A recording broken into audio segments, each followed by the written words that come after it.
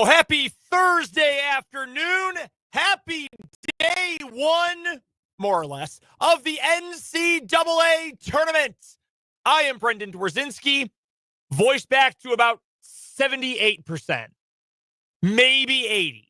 We're getting there. We're really close. I'm Brendan Dworzinski. That, over on the other side of the glass, is Spencer Dupuis. We are live with you today until 5:45. We are out of here a few minutes earlier than normal because we've got extended coverage today from Westwood 1 for the NCAA tournament, Division I men's basketball tournament. Let me be specific with you. So we'll have all the second session action coming your way via Westwood 1 tonight here on 580 WIBW. We are going to get you updated on all the games throughout the course of the day. We'll get you updates on what's been happening here in just a few moments. In fact, one game just went final. Houston massacred SIU Edwardsville. So we'll get you some updates on those games coming up here in a few. We are also, over the course of the show today, going to hear from Rick Peterson of TopSports.news for our local sports spotlight. Lots to get to with Pistol today. On the high school front, we are going to get to the state tournaments from this past week and that tough championship Saturday for our teams from the city and county. We also got all county wrestling, which came out. Pistol put those lists out a little bit earlier on today, so we will get to that. We'll also talk some Washburn hoops. Ichabod's knocking off MSU Moorhead, advancing to the Elite Eight. We'll talk to Pistol all about that as well. He was there for the championship clincher on Tuesday evening, so we'll chat about that and the future for Washburn men's basketball coming up a little bit later on this hour, along with a couple rounds of either or over under. Later on in the show today, we'll keep updating you throughout the day on the scores and results from around the NCAA tournament. We've also got a fun little game we're going to play. So Kyle Hamilton brought this up. At first, I saw Kyle Hamilton on Twitter, and I thought, okay, this must be a random guy named Kyle Hamilton. No, it's literally the safety for the Baltimore Ravens, who posted an iPhone note of the guys he considered for his March Hall of Fame, which I love. I love this idea. And Spencer and I are going to do this as well. He's got a big list. We're essentially going to remember some guys, but remember our favorite players from Marches gone by, NCAA tournaments gone by. We're going to get to all those. He has some awesome names on here. I'm going to come up with a few. Spencer will have a few as well. I want to hear from you guys, whether it's on the text line, 785-272-9429, or if it is in the YouTube comments. Who belongs in your March Madness NCAA tournament Hall of Fame? The people who, and I'm not saying like, well, Christian Laettner. Christian Laettner is one of the best and most accomplished college basketball players ever. Anthony Davis. No, I'm not talking about that.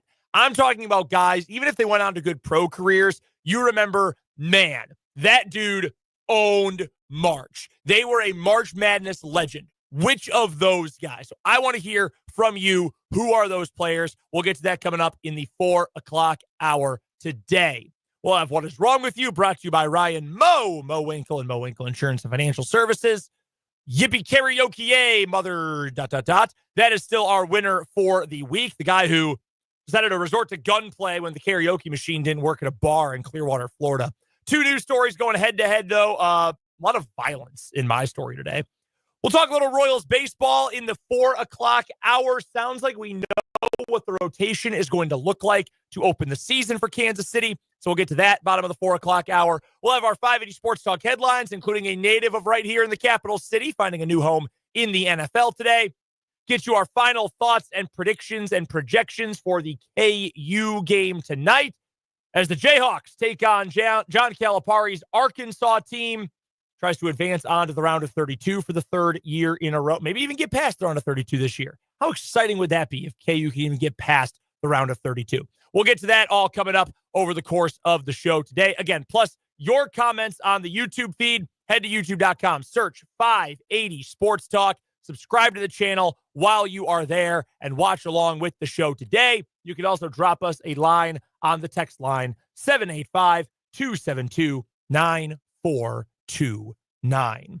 All right, let's get to the action from around the NCAA tournament today. Games going on right now. Let's just jump in with the action currently going on. I've got it on both screens around me here in the studio. Just about 2.5 minutes to go in the first half. McNeese, not McNeese State, just McNeese. Heard a very funny comedy bit about that the other day. All these teams that used to be so-and-so state, but now, or like University of Wisconsin, Green Bay, UWGB, now they're just Green Bay.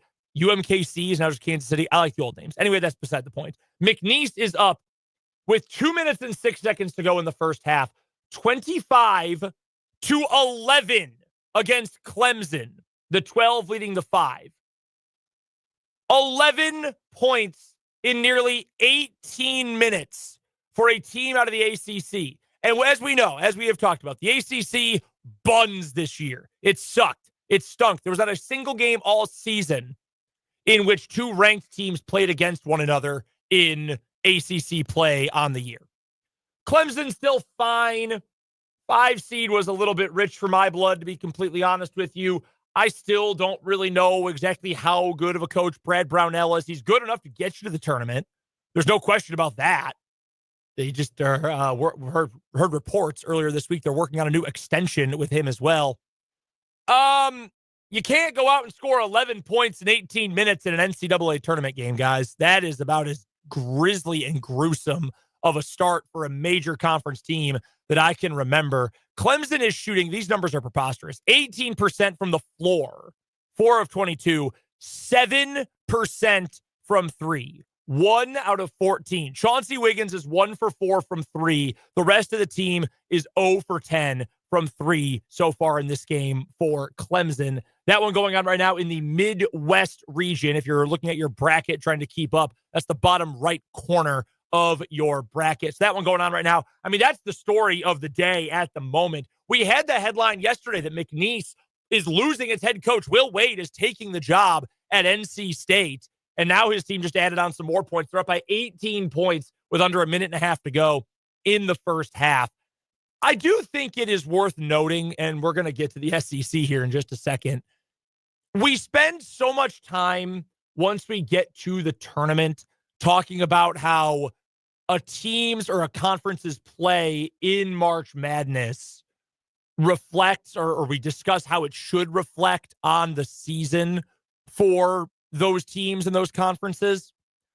I don't think that's necessarily a good way to actually break down the quality of a conference. Think about it in the context of the Big 12, which has been the best league in college basketball for the better part of the last 5 years. This year, the SEC was probably the best. Last year, the Big East at least was going to make a claim for that title. But the Big 12 has been phenomenal in recent years. There's no doubt about that. But just because a team doesn't make a great run, or you only end up with one team in the Elite Eight or 1 or 2 in the Sweet 16 when you get 8 or 9 in the field, whoa, I mean, this team was overrated. This conference was overrated. I don't necessarily believe that to be true, to be completely honest with you, because you cannot have that be the case, but also have, oh, it's madness, it's crazy, anybody can win any given day, yada, yada, all those other narratives and storylines that we always talk about, the themes of this tournament. I don't think those can really coexist. Now, I do think if you are, say, the Mountain West, and you get treated like you are the best of the mid-major conferences, because the Big East is not a mid-major. That's a power conference, in a high-major conference in college basketball. But if you're the Mountain West and you regularly get 5, 6 teams in and no one ever gets past the first round, okay, I'm willing to listen to that argument. Generally speaking, though, I don't think that's the best way to determine, was this conference good? Was this conference actually bad? We watched an entire season of ACC play, and no, the ACC is not any good. North Carolina made the field with 1 quad 1 win. Clemson overseeded as a 5. I didn't need to see them scoring 13 points and a half. That game has now gone to halftime to know, yeah, if they were near the top of the conference standings, probably not a very good conference over the course of the season. Just wanted to share that. It's a way that fans and media people so often reflect on the season. Guys, we had an entire season to reflect on which conferences were good. This is the madness part of March Madness. Wild things happen. It's hard to, it's probably the least effective way to actually crown a champion is with a single game elimination tournament. But the difference is like, it's the most fun. You know, a 7-game series like you would have in the NBA or even Major League Baseball. Baseball's a little bit different. The energy of the Major League Baseball playoffs is so fun. But if you have a bad series, like you might have one crazy game, one wild game, but the other, that maybe the other 4 games all sucked and it ends in 5. And okay, wow, this was kind of a drag except for that one game. That doesn't always happen. Sometimes you get series in those sports that are tremendous. That's probably a more effective way to truly determine who is the best team because you're getting bigger sample sizes. But this is the much more fun way to do it. But fun does not necessarily equate to best way to determine who is the best team. That's all I'm saying. And it's not necessarily the best way to determine this conference is great, this conference sucks. We had an entire season to determine that. We have a texter in from the 785 who is spot on with it. The Big 12 has historically beaten itself up during the conference season. Yeah, and that's why for years when you'd hear, the Big 12, they're great in the regular season, but overrated in the tournament. A, the tournament is built to be chaotic. B, the sport of basketball in itself is built to be chaotic when you've got teams who know they have nothing to lose, so they're just going to chuck threes like crazy and hope they fall. Wild things happen.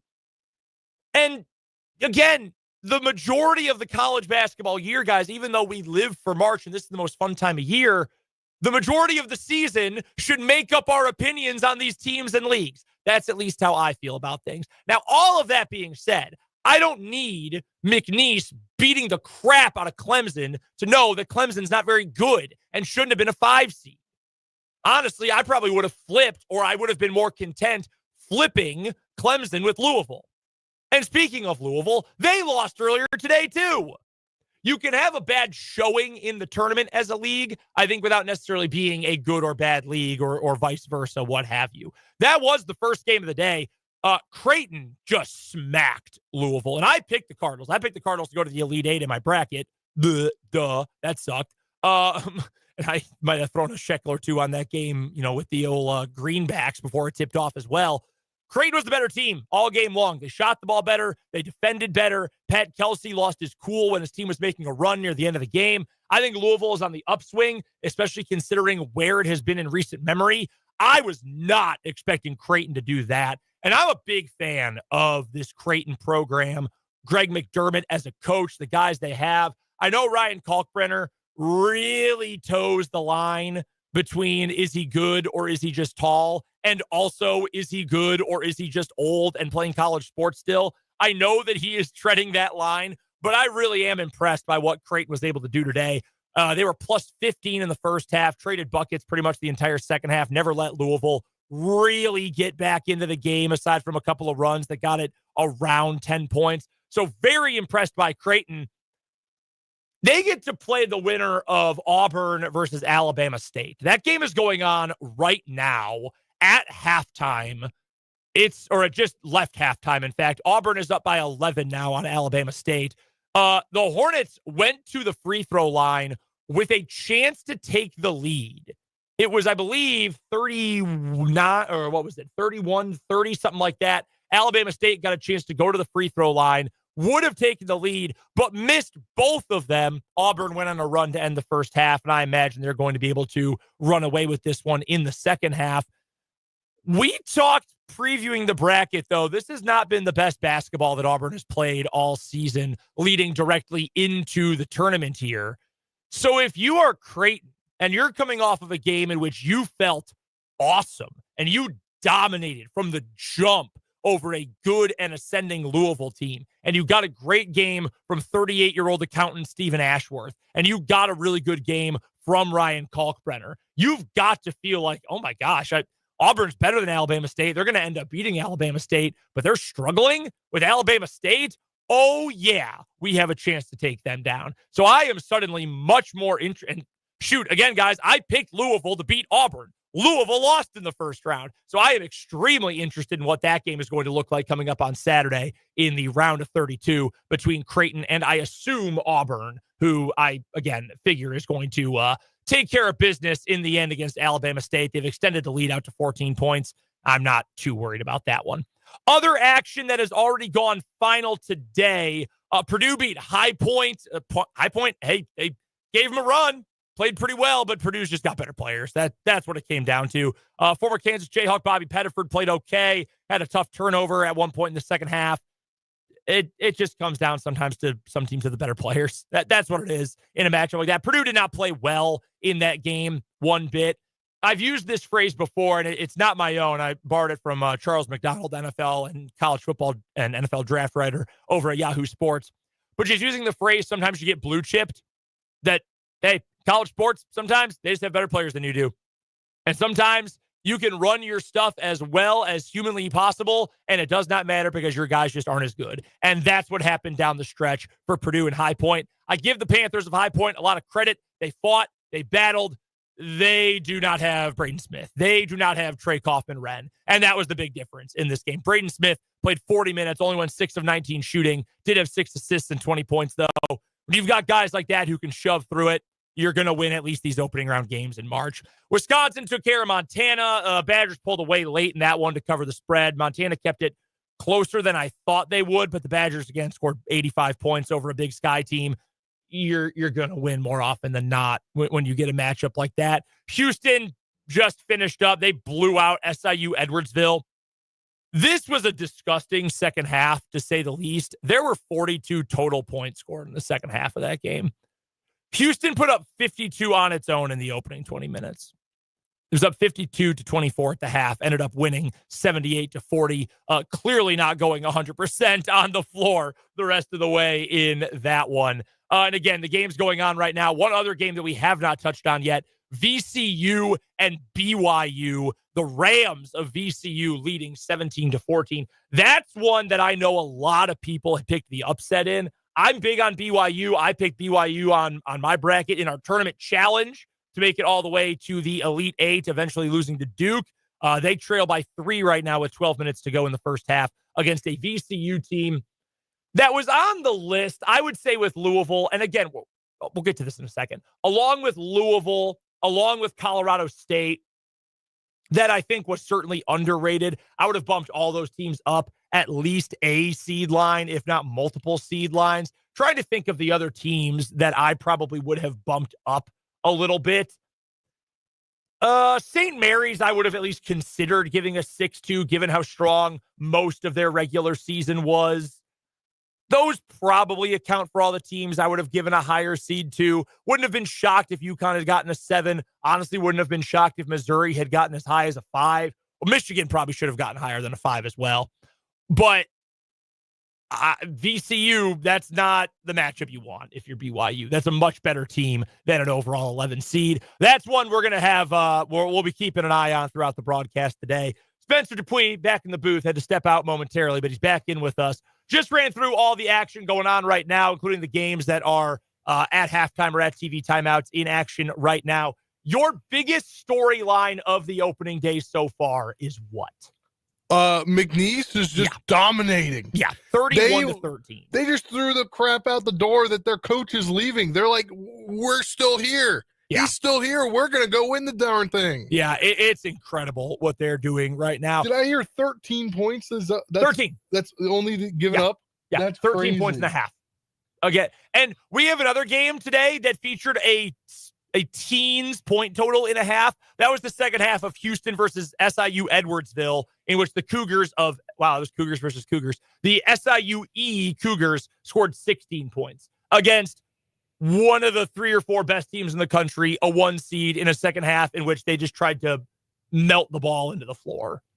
This was Clemson as the higher seed by 7 lines, scoring 13 points and a half. And I got another storyline. Real quick, just to say that, like, McNeese knows his coach is leaving. Yeah. Most of those guys with eligibility remaining are going to leave. Yeah. Either with him or just because they went there for Will Wade and they're going to dip out. Like, the current incarnation of McNeese is over once they lose. And these guys are killing Clemson. That they had won, I think it was, I was listening to it earlier, that they had won 65 games, I think, over the course of the time Will Wade's been there. He's a hell of a coach. And in the 5-year period before that, they had won 65 games. And he's only been there, 3 years? Yeah, that's crazy. My other storyline is I fed into the hype. I fed into the darn High Point hype. Oh, no. The second longest winning streak in the country hype. The team that I thought was going to go to the Sweet 16 and lose to Houston hype. Yeah.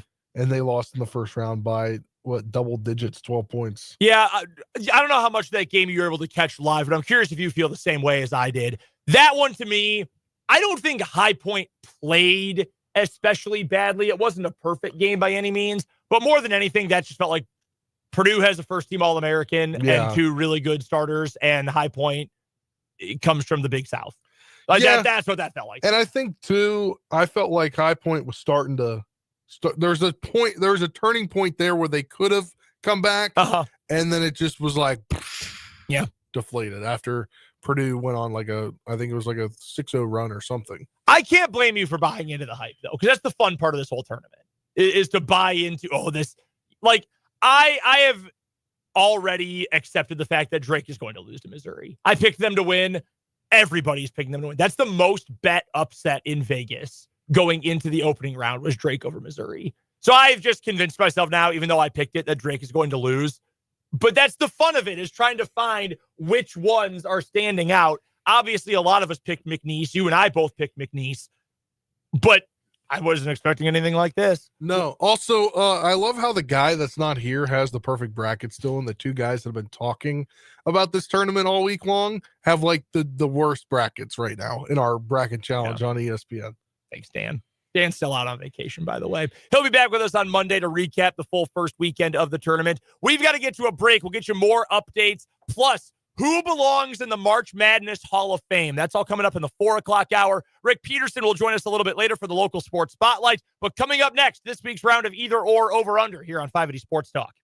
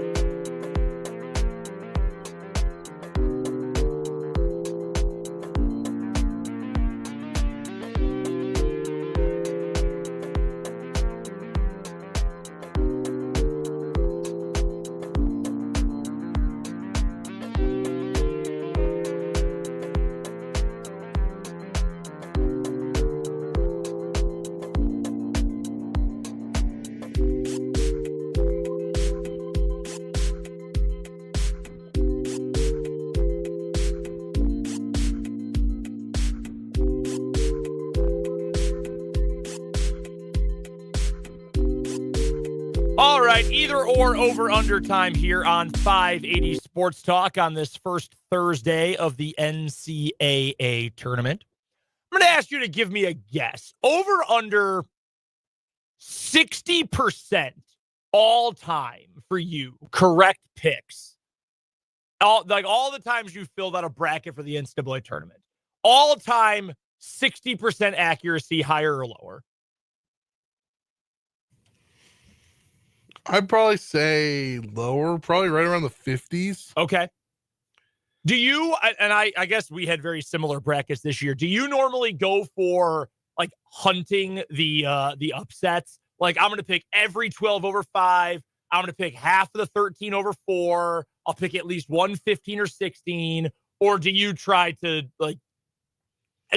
just do it straight up? Because I know people who do that. I remember, I think it was my senior year. See, it's so hard to predict, though. Well, it is. Like when UMBC upset Virginia, like, I know you don't like Virginia.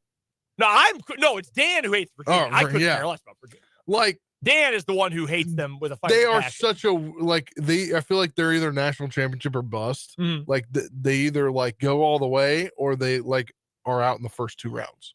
So, like, whenever I see a team play them, I maybe think about it. Like, sure. Well, I mean, that's the logic with picking High Point against Purdue, right? Yeah. Is that they lose early on in the tournament constantly. Well, so you pick also, the upset. High Point has the second longest current win streak. I remember somebody when I was in college, I think it was my senior year, who had picked, it was a good Ohio State team that year, but he picked them to go to the national championship game. And I thought, wow, that's a really stupid pick. And he said, look, you cannot win a bracket pool unless you get luck with some upset picks. I am taking a big swing. The odds are I'm going to lose anyway, but if I get these picks right, I'm going to end up winning. And I thought, well, I'm not going to do that, but I at least kind of see the logic in it. I think I would be over. Ooh, scratchiness came back there for a second. I would assume all time I'm over 60%. Maybe not by much. I've had a number of years where I finished second or third, and I did win once. So I'd guess just over 60. I mean, I want to say yes, but I feel like I'm in like a 50 to 65 range, somewhere in there. That's fair. Fair. My either or over under. Yes. Over under, I believe there's 9 games left if you include the one that's going to tip off in mere moments. Of the 9 games, over under 3.5 upsets. Okay, so let's just go down the line here. I think Gonzaga beats Georgia, so no. Yeah. I was going to say the 8 to 9 counts. Okay, so I'll say no to that one. Tennessee will beat Wofford, so no. I've got Yale over A&M. There's one. I picked Drake over Missouri, but honest to God, so many people have picked that game. I actually don't think Drake's going to win anymore. So I'm going to say that's a no. Yeah. I'll say Missouri wins there. I picked UCLA over Utah State. I think St. John's wins. I know a ton of people picked UC San Diego. I picked Michigan. And then Texas Tech versus UNC Wilmington. I'll say under. I think we're going to have kind of a chalky day. So I'll go with the under 3.5. Yeah, I was sitting there right at 3. Which 3 did you have? Let me go back here. I did have Drake over Missouri. Now I'm all the way on somebody's team ESPN here. I had actually. I would love to see Drake win, and I want Drake to win. I think I had 1. Yeah, I had 1. I was wrong. I had that one. Drake. Just a slight difference. No, I was thinking about Utah State, and then my buddy told me something who seems to know a lot of things. Mm-hmm. And he told me that Utah State's head coach is soon to be named potentially the West Virginia head coach. So really? Yeah, he's got ties. Okay. He's got Jared Calhoun has ties to West Virginia. Yeah. Okay. So I was going to have them as an upset, but I think that there's some distractions in the locker room. Counterpoint, McNeese knows it's losing its head coach, and it held Clemson to 13 points in 20 minutes. That is true, but also, like, this is his first trip in the I don't know. I wanted to pull the trigger on Utah State, too, but I couldn't quite do it. We owe you a commercial break. Rick Peterson joins us for the local sports spotlight right after this on 580 Sports Talk.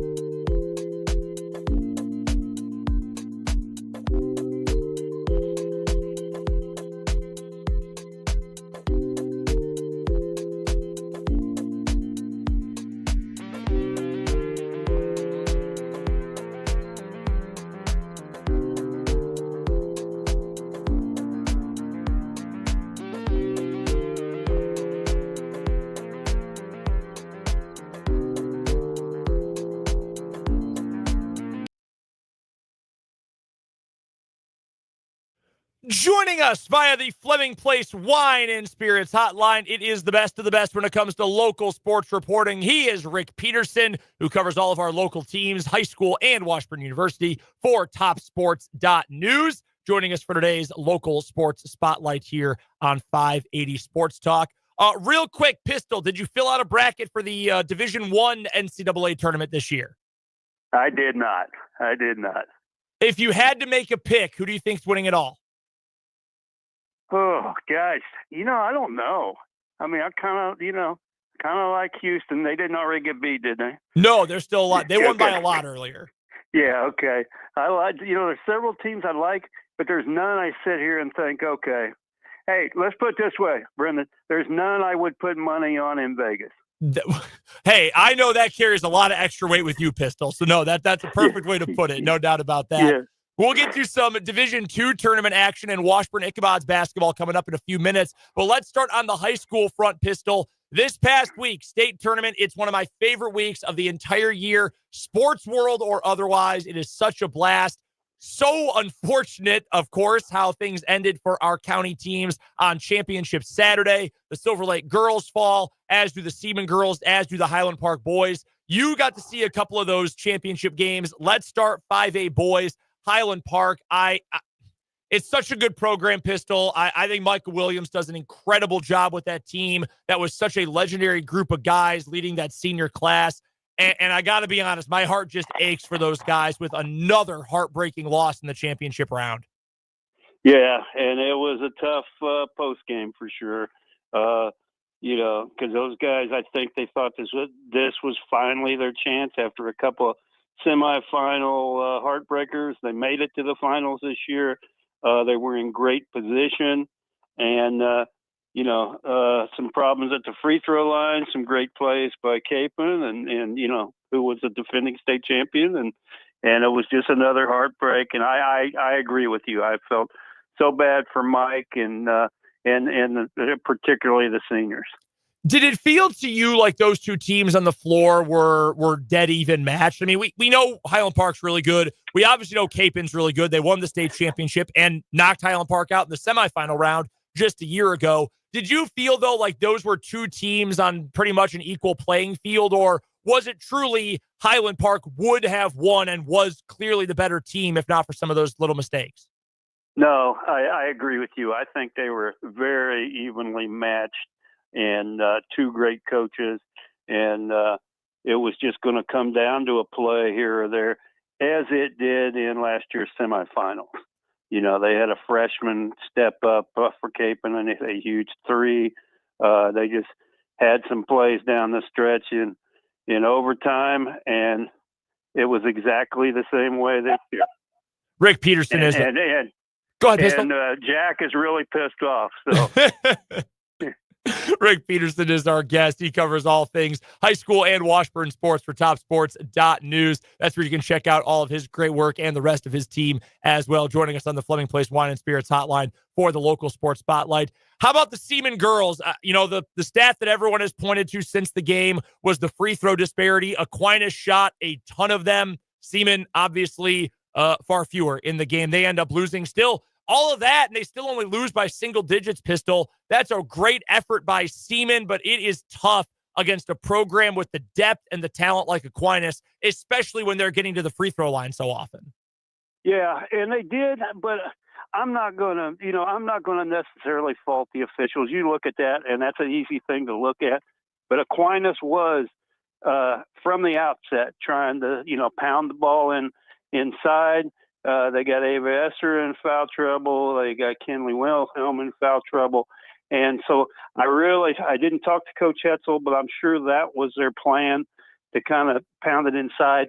The amazing thing about Aquinas is they did that without a single senior on their roster. That's insane. That is truly incredible, especially for a program with that kind of background. I don't want to leave anyone out. So apologies to any of the other graduating Seaman players who deserve their recognition and adulation as well. But I did, Pistol, want to ask you for a quick word about Anna Becker, who Man, I felt so lucky to get to witness a couple of her careers calling games for us here at 580. Dan has obviously enjoyed it the last couple of years. She's going to Drake. She's going to be, I think, a really good player in the Missouri Valley Conference. But what an incredible career for one of the best players that program has ever had. Yeah, and and like most of the girls out at Seaman, a multi-sport athlete. Yep. Played several different sports, and I haven't seen them yet, but I'm guessing she's playing soccer this spring. But no, just a great career from the get-go. You knew she was going to be a player. I mean, she was a player from the time she stepped on campus as a freshman, and I agree with you. I think she'll be a very good college player. She's a consummate point guard, and you can't have enough point guards.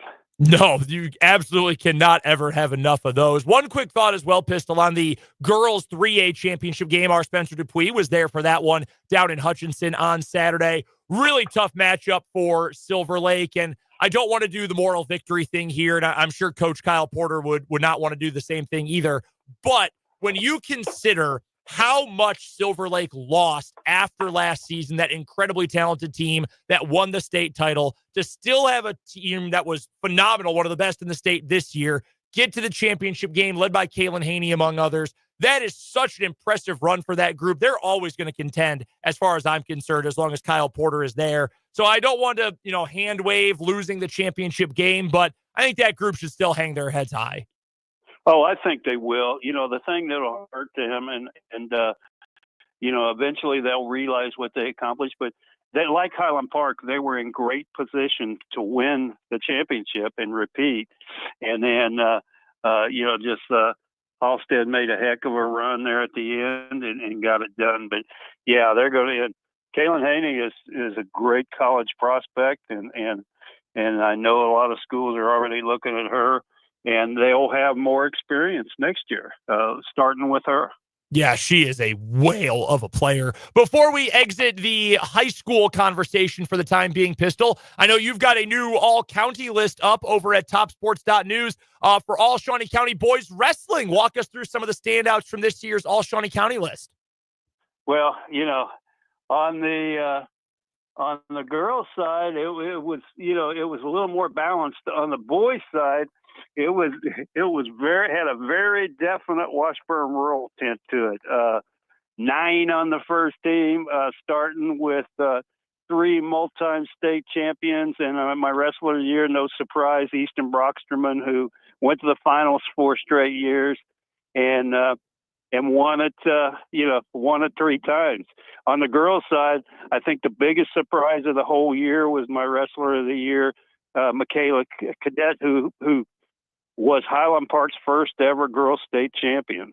So always good to get as much publicity as we can for those wrestlers. Absolutely. There's no doubt about that. We've got a few more minutes with Rick Peterson joining us. He covers all things local sports for TopSports.news, and he joins us on the Fleming Place Wine and Spirits hotline for today's local sports spotlight here on 580 Sports Talk.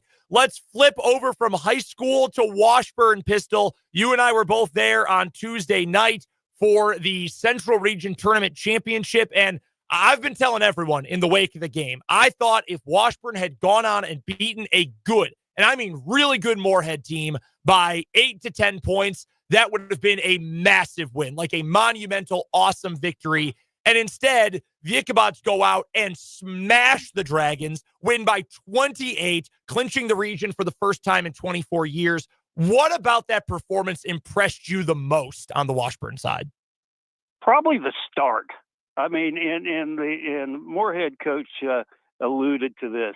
They just come out hitting everything, and so you're on the road. You're in front of a sellout, hostile crowd if you're Moorhead, and then the other team just comes out, and the home team just comes out and is just raining threes and hitting everything they can. You got to think, oh boy, it's going to be a long night, and it was. And I have to imagine, if you're the opposing team, if you're Moorhead, you're anyone else recently, you look at, I'm going to use Braden Shorter as an example here. Braden has had a great year, second team all-conference in the MIAA. He was shooting over the last 5 games 26% from three. And we know that's his bread and butter. He's been a good rebounder this year, but the three-point shooting, that is his thing. And he struggled as of late. He comes out, makes his first two, goes 5 for 9 from the game. I mean, on the other sideline, you've got to be thinking, oh no, right? Like where do we go from here? Because if everything is clicking for this Washburn team, there are so few holes to poke in this entire roster. Yes.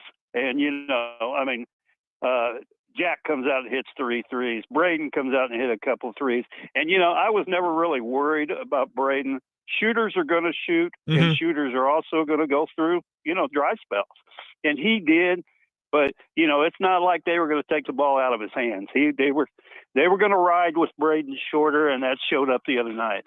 I could probably ask you a question or go on my own monologue about every guy on this roster after that game. But two, I want to make sure to get a quick comment from you on. Number one, Jack Batchelor, you just mentioned. What a cool moment for him. And he and I talked so much, and I know you and him have talked about it too. Being a local guy, he's from Topeka, went to rural. His parents both played at Washburn. Obviously, his sister is one of the best girls athletes in the history of this city. Like what it meant for him to have his friends, his family, his community all there. Just a great night for him. And then a thought on Jacob Hanna too, who I know, I feel bad. It makes me almost sad, Pistol, that he's only at Washburn for one season, because we might be talking about one of the best basketball players to ever come through this school if he's around for a little bit more. Awesome to see those guys step up on the big stage on Tuesday.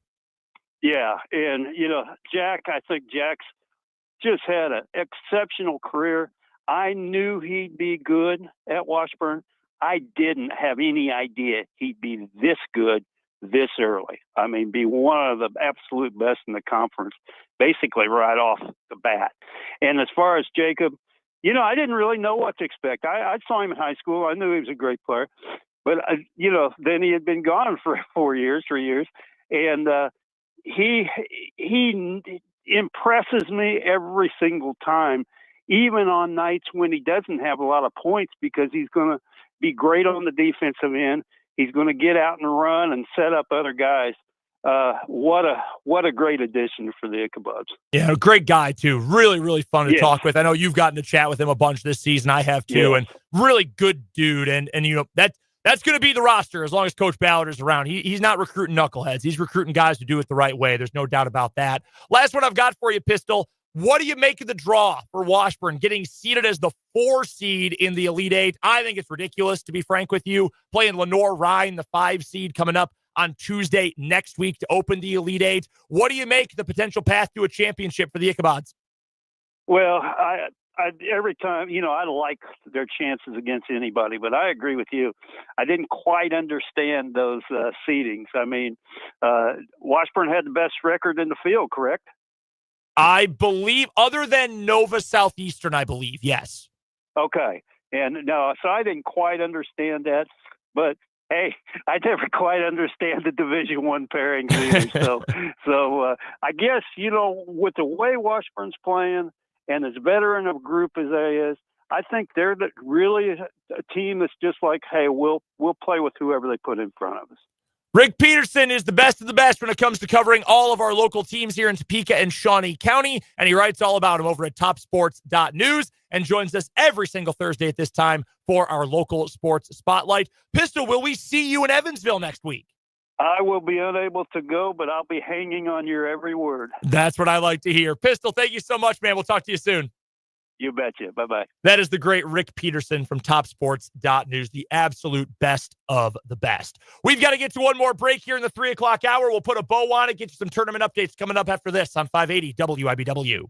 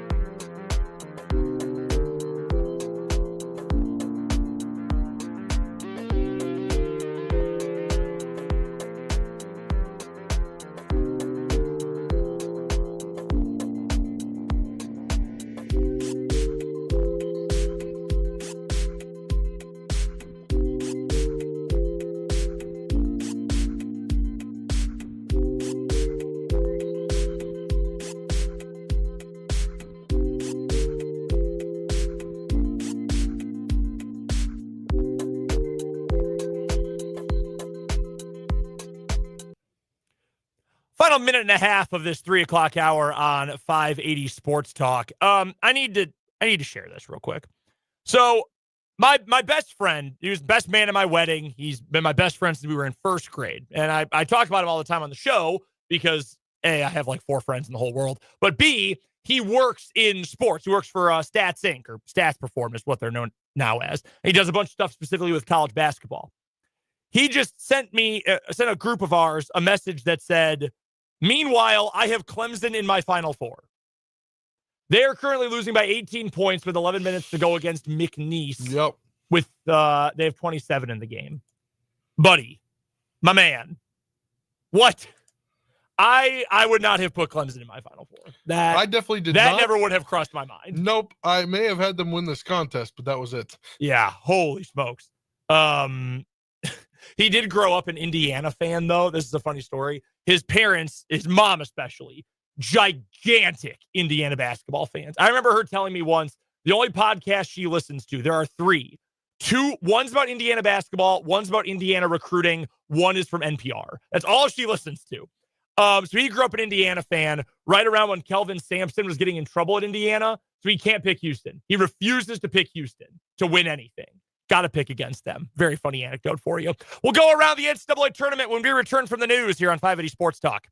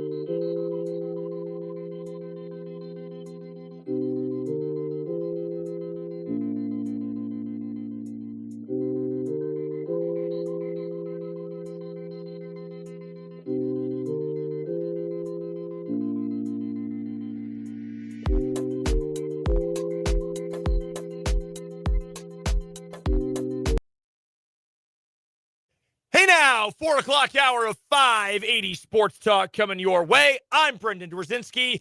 On the other side of the glass, to my right, that is Spencer Dupuis. Dan Lucero is out today. He's gone fishing.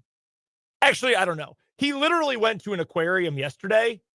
You can't fish there. Yeah. But he did go to an aquarium with his kid and his wife yesterday. His son has done something I've never done before.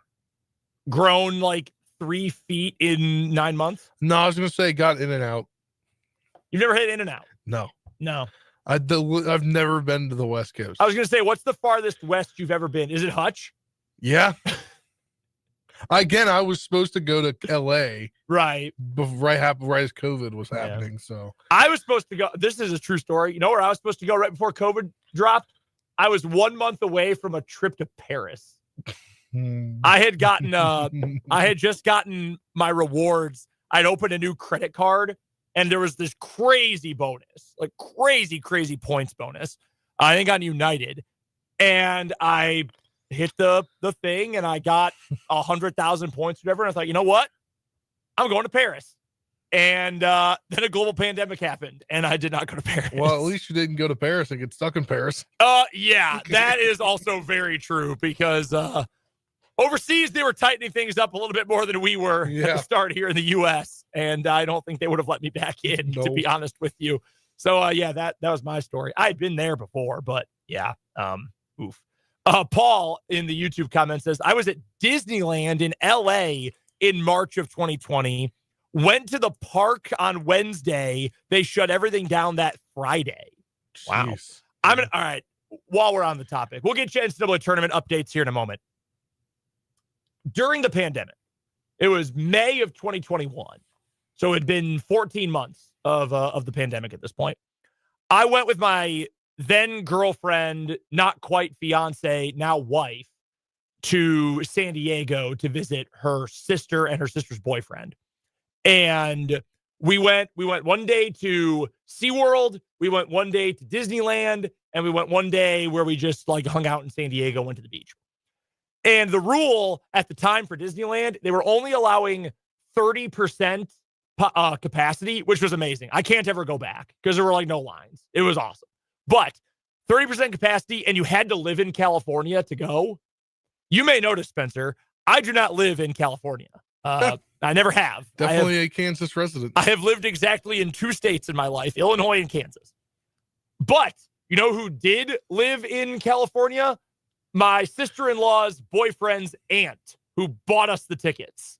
And since they were purchased by someone with a California ID, it was fine. They had a little, QR code or whatever on them. All good to go. Wow. So sorry out there. Sorry, Disney Corporation, that we kind of skirted the rules there, but I went to Disney, man. It was fun. It was a good time. So I was also there around that same time, Paul. Anyway, we do have tournament updates to get to you here in just a matter of moments. We'll also get to What Is Wrong With You, brought to you by Ryan Mo Winkle, and Mo Winkle Insurance and Financial Services. We talk some Royals baseball, bottom of the hour. Sounds like the rotation is set for opening week, really. Plus, The Athletic put out their division preview for the AL Central. I've got some thoughts on a couple of the anecdotes in there. Plus, we want to hear from you either on the text line, 785-272-9429, or head on over to YouTube. Just go to YouTube.com. I always tell you this is the best way to do it. Just go to YouTube.com, search 580 Sports Talk, click on the video right from the search tab. You can click right on the channel from the search window. Subscribe to us while you're there. And then you can also go and watch the video, comment on the live stream, all of that. Hang out with us throughout the rest of the show. We're with you until 5:45 today. Man, someone unsubscribed. Ridiculous. We got to make up for it. We're one in the deficit now. We're one in the red. Someone's got to help us out. Anyway. How do you just unsubscribe to a program like us? Come on. Might have been spam in the first place, for being honest. That's true. YouTube might have wiped that one. Anyway, that's how you go find us on YouTube if you want to come and hang out and watch the show with us. All right, let's get to the updates from around the NCAA tournament right now. Where is this game being played? I think this is in... Which one? The Auburn game. You know where this one's being played? That is in the South region. Oh, it's in Lexington. It's in Lexington, Kentucky. Under a minute to go. Auburn leads by 21 over Alabama State. It was down to a 1-point game late in the first half, but Auburn since then has really taken off. And a lot of blowouts today. Nobody cares about your fantasy team for fantasy football, right? Yeah. You know what else no one cares about? Your bets. That's one of those things, like when we're doing a segment where we're talking gambling, we'll talk about them, right? Yeah. If you're talking with friends specifically about gambling, people talk about it. So I understand no one cares about your bets. However, I'm currently sweating out a bet in this Auburn game. I don't bet March Madness because of that. Really? I love betting on March Madness. I would rather bet on the NFL. That's like the go-to thing that I bet on, and I dabble in the hockey. Okay. See, but I never bet NCAA. I can't do hockey. Me one too many times. I cannot do hockey bets. To me, it's too random. And I understand it with March Madness, though. I had a discussion with my uncle about that one time. He's like, I can't believe that you bet on college basketball. Like, that's crazy to me. So, yeah, I mean, it's crazy to many people, but I enjoy doing it. I like betting the tournament. But, yeah, I mean, it was a 1-point game late in the first half. It was a 20.5-point spread at the break. I figured Auburn would cruise. They're up by 21 with 11 seconds left. So we'll find out if they do indeed finish this one off. Elsewhere around the tournament right now, McNeese, with 7 minutes to go, is keeping Clemson at arm's length. 19-point game with 12th-seeded McNeese up over the Tigers of Clemson and Dan's guy, Brad Brownell. Congrats to Clemson. They have scored more than 13 points in this half. Well, that's good. They have 19 points with 7 minutes to go. So good for Clemson. That's really nice for them. 2 other games going on right now. Another one is a blowout. It's got 7 minutes left in the first half. Gonzaga is up on Georgia 33 to, oh my God, 14. Again, no one cares about my bets, but also I just had a bad beat that's so bad I'm about to throw up into the microphone. 33 to 14 is the score in Gonzaga versus Georgia. Also, interesting one at the half. BYU, after being down for a good portion of the opening 20 minutes, surges ahead and is leading VCU by 11, 39 to 28. I think I have BYU going farther than you do. What do you think is the ceiling? Like, what can you squint and see? Like, is that a team that you could envision, even if you're not picking it, making it to the Final Four, or do you think they top out at an Elite Eight or even a Sweet 16? I mean, if I squint, yes, Final Four. But that's squinting. That's. I think they're Elite Eight top. Tops is an Elite Eight team, I think, this year. I think they've got the potential with but they're in Duke's bracket. That makes it really hard for me to squint and see a Final Four, just because I think Duke is the best team. Yeah. Pretty clearly at this point. Auburn did just win. They won by 20, killing me in the process, but that's fine. I think Auburn's obviously really good. I think John I. Broome is the second best player in the country, probably after Cooper Flagg, maybe even the best, but he's dealt with injuries over the course of the year. So where do you have BYU to? I have BYU to the Elite Eight. Okay. I have them losing to Duke in the Elite Eight. I have them losing to Alabama in the Sweet 16. In the Sweet 16. So we're right about the same. Do you think Alabama could theoretically beat Duke? If they do, that tells me ACC is just over with. Like, the ACC is cooked. Okay. So if Duke loses to Alabama, SEC is the new ACC. So I want to ask you this question, because I led the show talking about this when you had to step out for a moment. I don't think the tournament is the right way to judge whether or not a conference had a good year. Like, I think the ACC stinks, but the ACC stunk all year. You know, I shared the stat again. No ranked versus ranked games the entire conference season. So I don't think this tournament necessarily indicates that. You know, North Carolina, same thing. Just because North Carolina won in the first 4 and is going to play again today, and I think has a chance to beat Ole Miss today, that doesn't necessarily mean they were deserving of getting in. I think that's using the result to justify the process, which is not always the right way to go about it. But are you on the flip side where you're going to wait until the tournament concludes to be able to judge each of these conferences one by one? Yeah. Okay. Fair enough. I respect it. You're wrong, but I respect it. No, I'm just kidding. All right. I wanted to get to this. I found it to be very funny, the source this came from. It's Kyle Hamilton the safety, really good safety for the Baltimore Ravens, who earlier today tweeted a long one. Yeah, very long. You can't even see all of it. No, you gotta scroll through it. And the tweet says, "Happy March, let me know who I snubbed." And the list is the March Hall of Fame. This is awesome. Kyle Hamilton, even before this, by the way, always seemed like he'd be a sweet hang. This is great. This is true remembering some guys vibes from Kyle Hamilton. I'm not going to read you the whole list because I can't imagine a worse way to do talk radio than just reading a list. But there are some great ones on here. A couple from recent memory. DJ Burns just last year. We remember DJ Burns from North Carolina State. Can't forget about Jack Golke last year as well from Oakland. That was a fun one. Fletcher McGee from Wofford a few years back. Russ Smith and Peyton Siva from that Louisville team that won the national championship. Do you consider, by the way, when the NCAA tells teams to take banners down, do you still count those as national championships? Like, personally? Yeah. I do. Yeah. Like, Louisville won. We all watched it. We all watched Kevin Ware's shin poke through his skin. We all watched it. It happened. Anyway, that beside the point. Doug Edert is on here from that St. Peter's run a few years ago. I love that guy. That dude was awesome. So during that time, we had a guy that was working for us on my last station. And when we did video, he was one of our camera operators, turned into our intern from Shepherd. He looked exactly like him. Really? Yeah, like they had the same hairstyle, same kind of facial build. That's pretty funny. So we literally one day we're just randomly talking. We're like, look at this. And we threw it up on the screen and he was so confused. He was like, wait, what? Oh, okay. Yeah, I would see it too. That's pretty funny.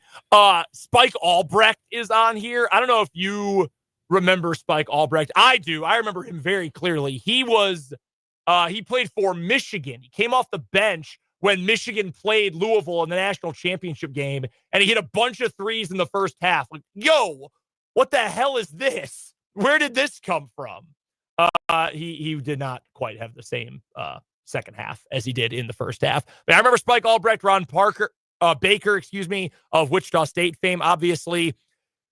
He's got Ali Farokhmanesh on here. KU fans, I know it's painful. It sucks. Had Kevin Harlan on the call. Farokhmanesh. Oh!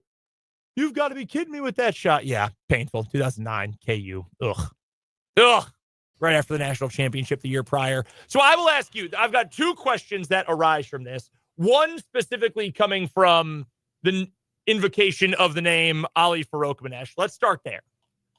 What is the most painful March Madness memory that you have? I don't know how many times in your fandom Marshall's been to the tournament. Just once. Okay, just the one time. It was losing so I imagine to West when Virginia. they lost. Yeah. Okay.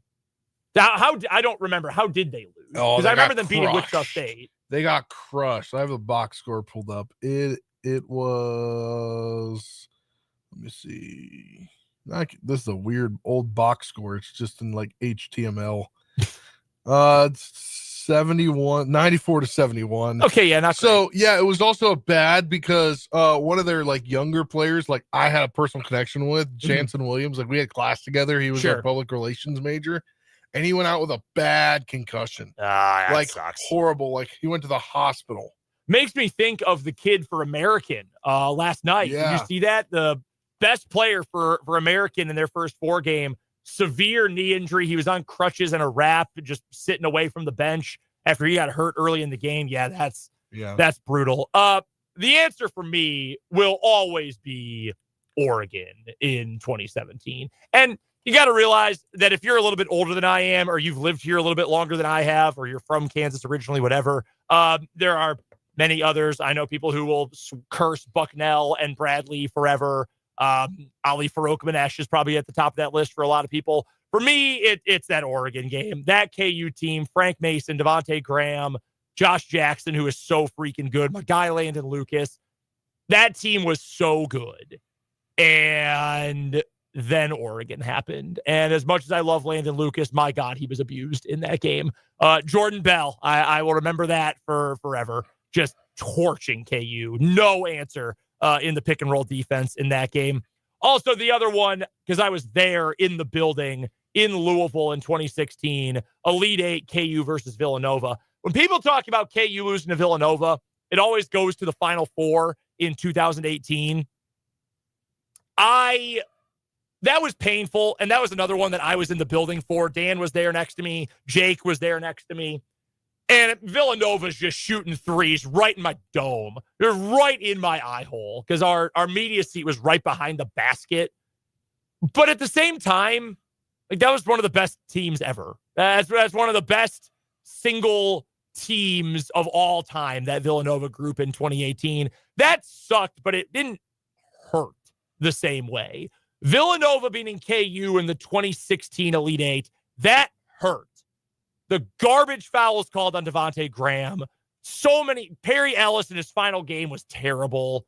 Oh, it was brutal. Absolutely brutal in that particular game. So the flip side, happier here.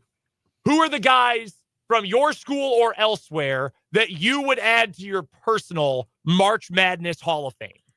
John Elmore. I mean, yesterday I said it, from the hash, Carter, like just all the amazing things he did that year. Marshall standout. Yes, Marshall standout, John Elmore. Funny one, his brother, Ott.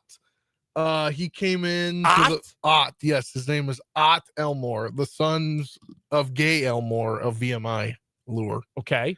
Ott Elmore came into the game against West Virginia in garbage time. Obviously, I told you the score was 94-71. Mm-hmm. He came in for the last 9 minutes of the game, and he proceeded to score one basket. He was 1 of 2 from beyond the arc, and he had 4 personal fouls and 1 turnover in 9 minutes of play. Hell yeah. With 3 points. Good for him. And it got went viral on Twitter, and the New York Post wrote a story about him and his his dad bod or whatever people were saying. So they got a collection of tweets.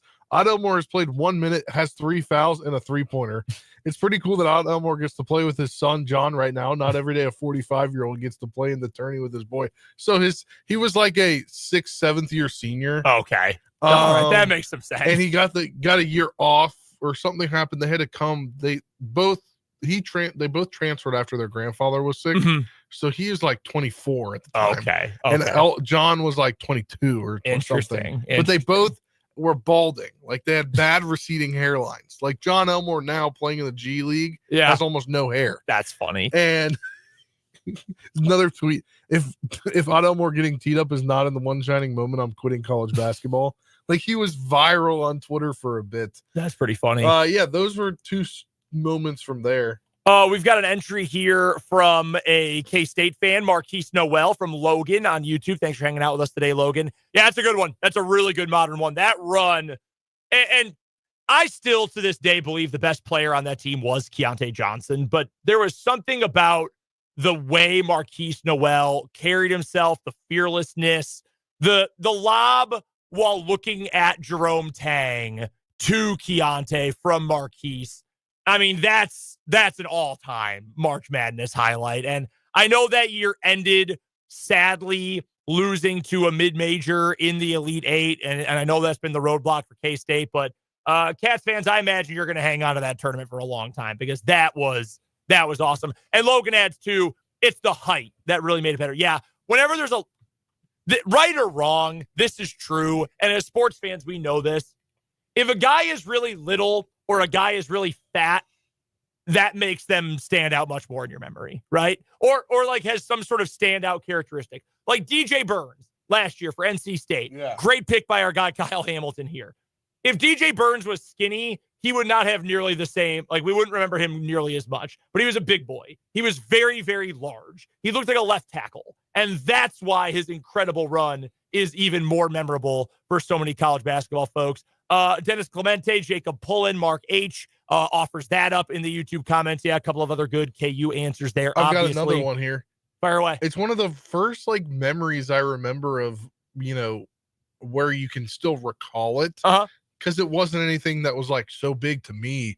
But watching I think it was 2006 tournament Sweet 16 run that West Virginia made, and Kevin Pitznoggle hitting the shot after coming in from a bloody nose, and then was it the guy from Texas, Kenton? Oh, here it is, Kenton Paulinho hitting the 3 with time expiring. Look at that. And they win. Like, I just remember that. Kevin that Pittsnagel was a dude. Yeah. That was a good team. That was the John Beeline team. Yeah. Then life comes back at you. His son played in West Virginia high school basketball when I was broadcasting there. I'm pretty sure Pittsnagel is the principal at a school somewhere. Yes, he is now. He was an assistant principal at one of the other high schools. Now he just got named principal at a middle school. Good for Kevin Pittsnagel. That's a good poll. That's a good name. If you want a KU one from recent memory, you got to go Remy Martin, obviously.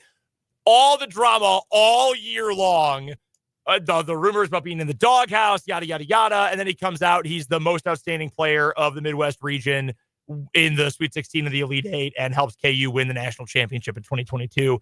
He's the most recent KU answer, I think, for sure. A couple of my other favorites, Giddy Potts. Remember Giddy Potts from Middle Tennessee and that upset over Michigan State? Yeah. That so many people picked Michigan State. That was, I'm trying to remember if I broadcast any Giddy Potts games.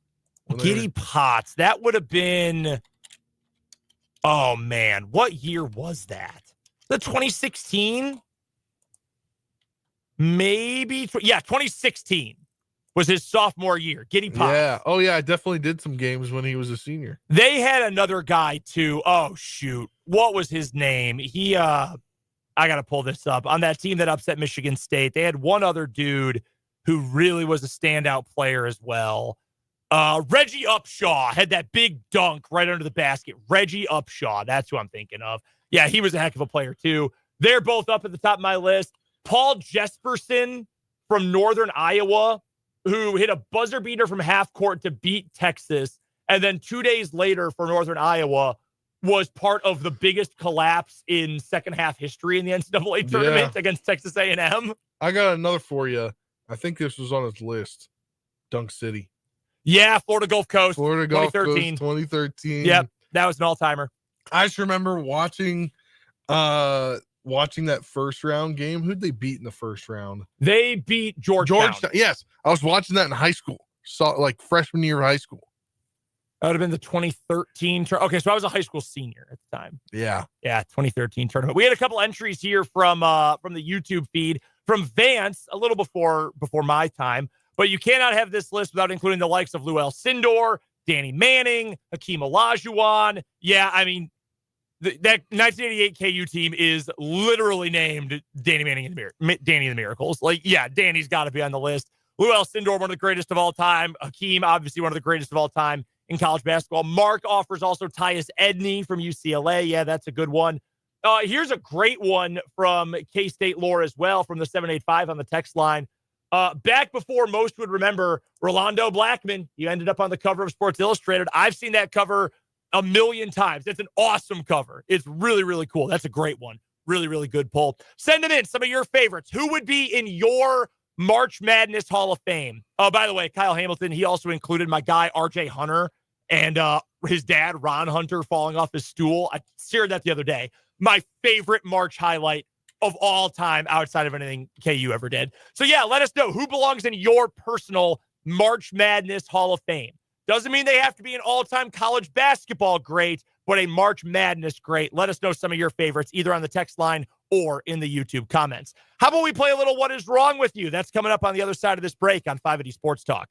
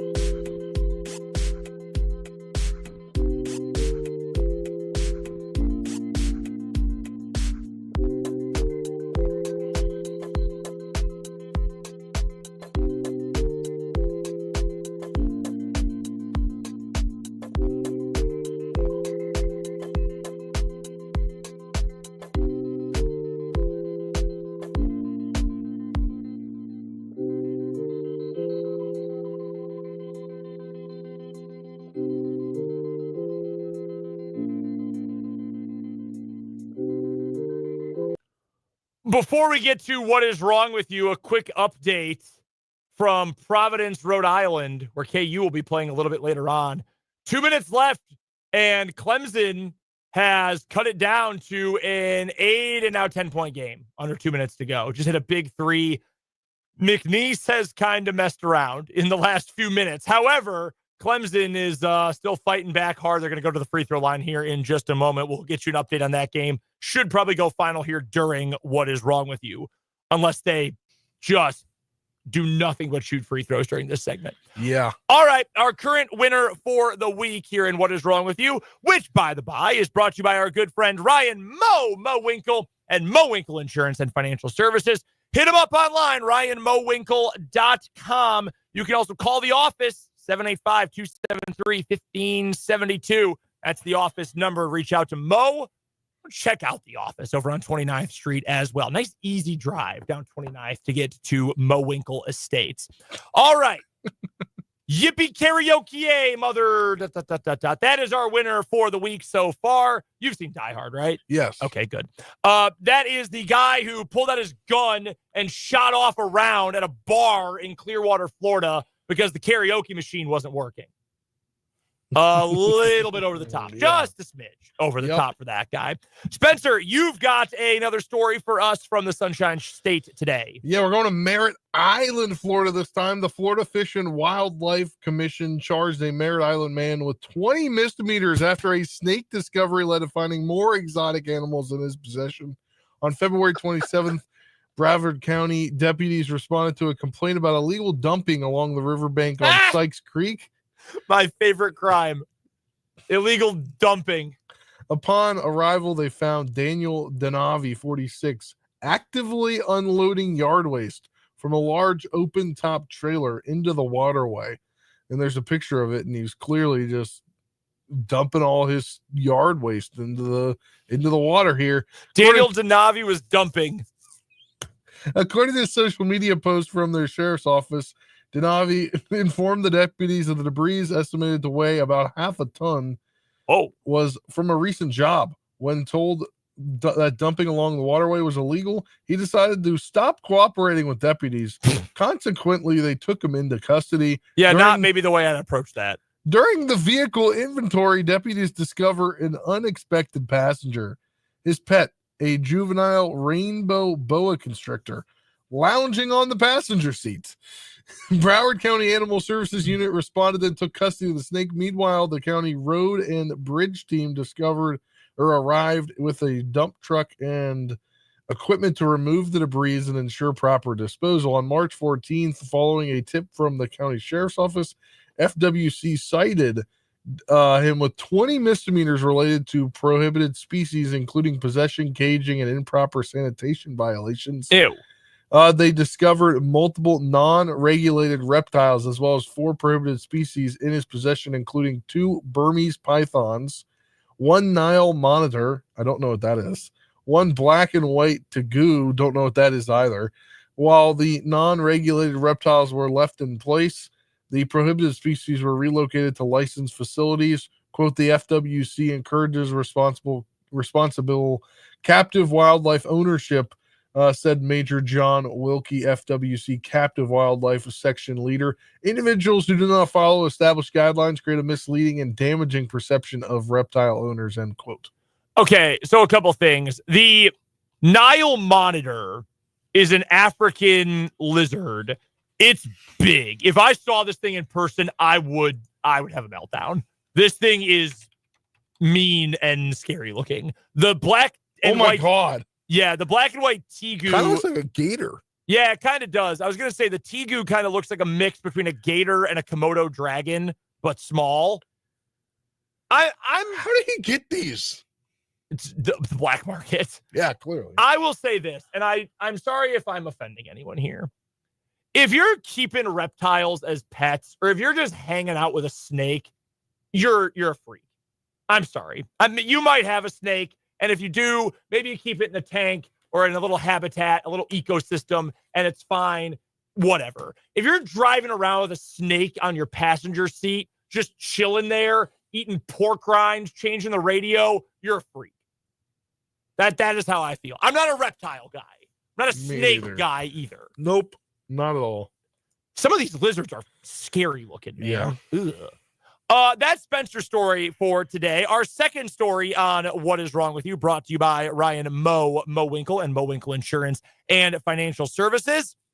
We are heading to the state of Georgia, where we're actually headed to, this is from a newspaper out of Atlanta, but it's actually something that occurred in Washington, D.C. Spencer, your neck of the woods. Yeah, Dulles International, 25 minutes from my parents' house. I was going to say, what was your preferred airport, Dulles or Reagan? Well, Dulles, because it was close, Yeah. but Reagan now, because they have direct.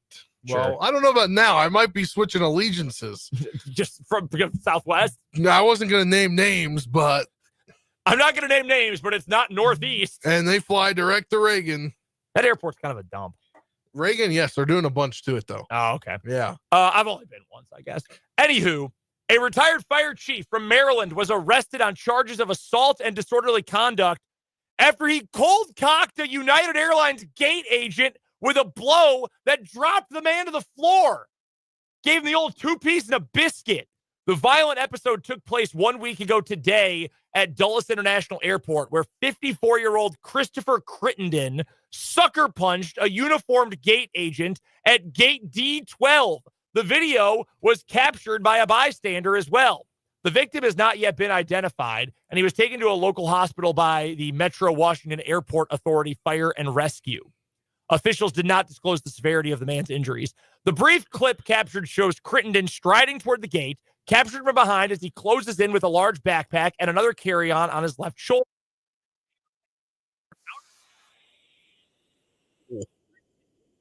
Into the flow of foot traffic, but the agent stepped in his path just to make sure the others could exit safely. At that moment, the video captures Crittenden placing his left hand on the agent's right shoulder while throwing a right hook to his jaw, sending the agent's legs out from under him and slamming him to the carpet. It doesn't look like the gate agent saw it because it just looks so casual. Yeah, he walks up, just gets in front of him, puts his hand on his shoulder, and he just slugs it. It is unbelievable. Ooh. A local news outlet said it was unable to reach Crittenden. All voicemails to his known address has gone unanswered. He has been blacklisted by United Airlines as well. It's unknown if he has yet posted bond in the last week. However, he did not look very happy in his mugshot. One person in an internet comment section said, emboldened up until he meets the right one. Some compared him to some political activists who resort to violence as well. Yeah, all nasty. Someone called him a lowlife. This is terrible, man. Just throwing a punch at the guy. Come on. I hate to be a generalist, but he does look like a guy that would get mad at the airport and throw a fist. No, I know what you're saying. Like he kind of looks like a grumpy old man. I said it. Paul is a really good name for this guy in the YouTube comment, but I once got in trouble for using that phrase on the radio, so I'm not going to say it. But just know we're talking about holes in the final letter in TSA. I don't want to get in trouble with our bosses again. All right. So those are our two stories today, Spencer. Dang, this is a good day. There are two good stories. You've got the lizard freak, and you've got the gate agent sucker punch. The gate agent sucker punch for me, I think. Dude, this dude is nuts. Yeah. He's in a suit. He's just, hey, let's let these people, let's let, Grandma Rosemary and the family with 12 kids walk off the airplane first so we can vacuum it. Then you can go sit. You can't go anywhere right now, buddy. Where are you going to go? Yeah. We're not taking off. And he just slugged him right in the face. That's ridiculous. But does that beat Yippee Karaoke? No. Mother. I don't think so. Pulled out a gun because the karaoke machine didn't work. That's a little intense for me. Yeah. I'm going to go with that one, too. That's a good battle, though. That was a good day. That's probably our best day yet on What Is Wrong With You this week, which is, as always, brought to you by Ryan Mo Winkle and Mo Winkle Insurance and Financial Services. Go visit our guy online. Check out his website, ryanmowinkle.com. Coming up next, we'll get you updates from around the NCAA tournament. Plus, looks like the Royals rotation is set with opening day 1 week away. We'll break it down after this on 580 Sports Talk.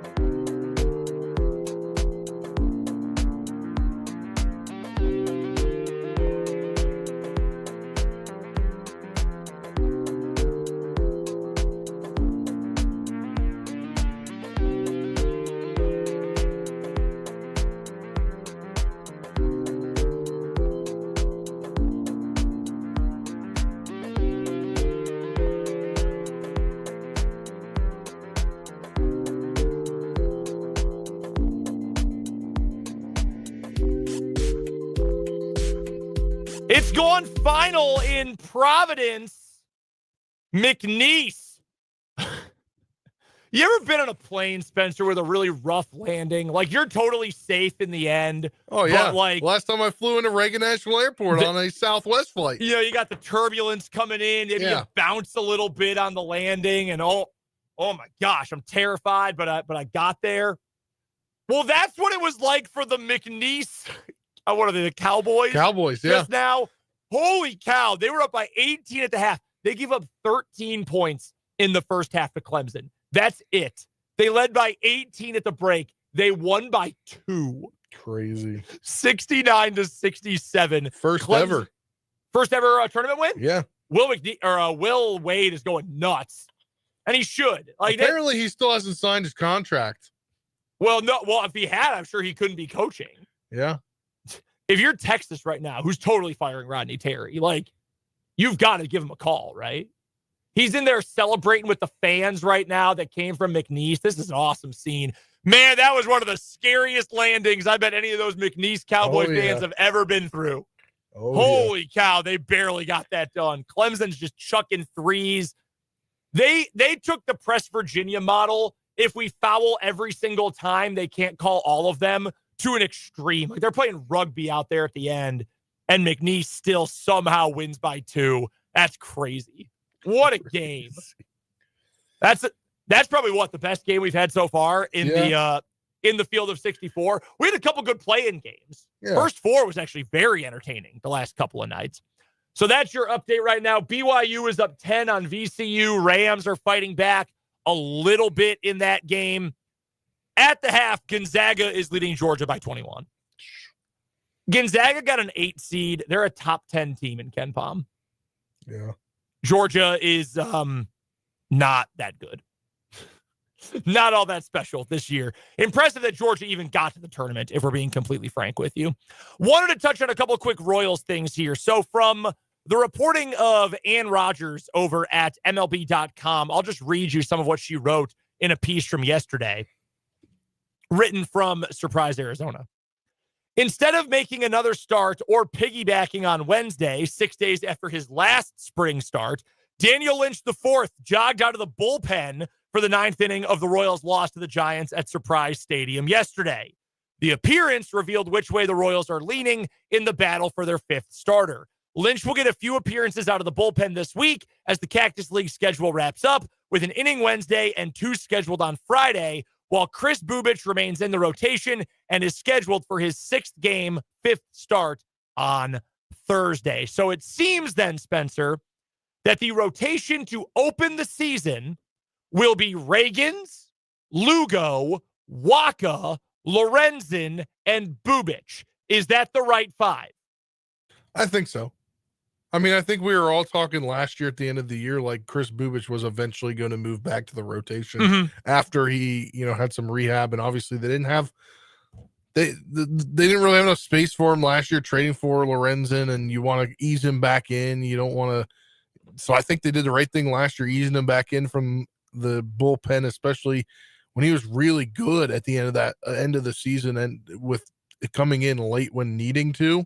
Like being that 8 inning reliever guy, when the guys that you thought were going to get you there, really didn't get you there last year. No, and they were just horrible at points. But Bubich was a bright spot, and I think now you take him back to his natural way of starting games, and I think that's a good 5th starter for you.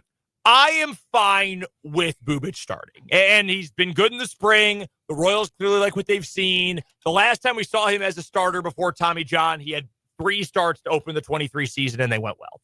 So I don't have a problem with it. The argument I had made for keeping Bubich in the bullpen was that he has been jerked up and down between you're a starter, you're a bullpen guy, you're a starter again, now you're middle relief, now you're long relief, now you're starting again, now you're bullpen again. He's just been tugged back and forth so many times between different roles that I felt like in that position last year, he was really good. You're right. He was really good once he started to finally get some trust from Matt Quattrero and the coaching staff. And he was really good in that role. And you had a great rhythm going with your bullpen. You don't need him to be your second best bullpen arm this year. It would be awesome if he was. because you signed Carlos Estevez, right? Is you went out and signed him to shore up the bullpen, give you some more flexibility with the starting rotation. And I'm not trying to say that I'm dying for Daniel Lynch to be the fifth starter, because I'm not, because we've seen that. And as much as I like his stuff, we've also seen that experiment not quite pan out to this point. But I just loved what I saw from Bubic. It would have been consistency. It was working last time we saw it. I would have been fine with him staying in the bullpen, but I can't complain at this juncture about him ending up with a starting job. He's got the stuff. He's had success before. I wish him the best. I'm not going to complain. That's just the rationale that I previously had going into this. That's a good rotation, though. That's a really good rotation. Your number one is elite. My only worry, 2 and 3. This is a lot of pressure on Lugo and Waka. I think both should be good this year. The Royals having a good defense behind them on the infield makes things very, very helpful. Having a good center fielder, also very helpful for something like this. And I think the Royals pitching lab is going to help them stay fresh and effective as long as possible, too. That being said, Seth Lugo entering this year, I got to get the exact number up here. Seth Lugo is going into this year at 35 years old. He will turn 36 right after the season ends. Michael Wacha, meanwhile, and Lugo also threw the most innings of his entire career this past year. Michael Wacha is going to turn 34 on the 1st of July.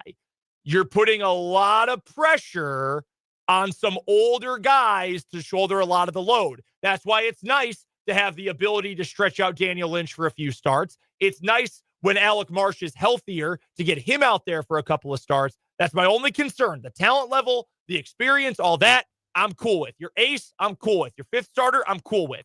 It's just a lot of pressure on some older guys in the middle of the rotation who really are going to have to step up. We have to get to a commercial break. We'll wrap up this 4 o'clock hour on a shortened edition of 580 Sports Talk right after this.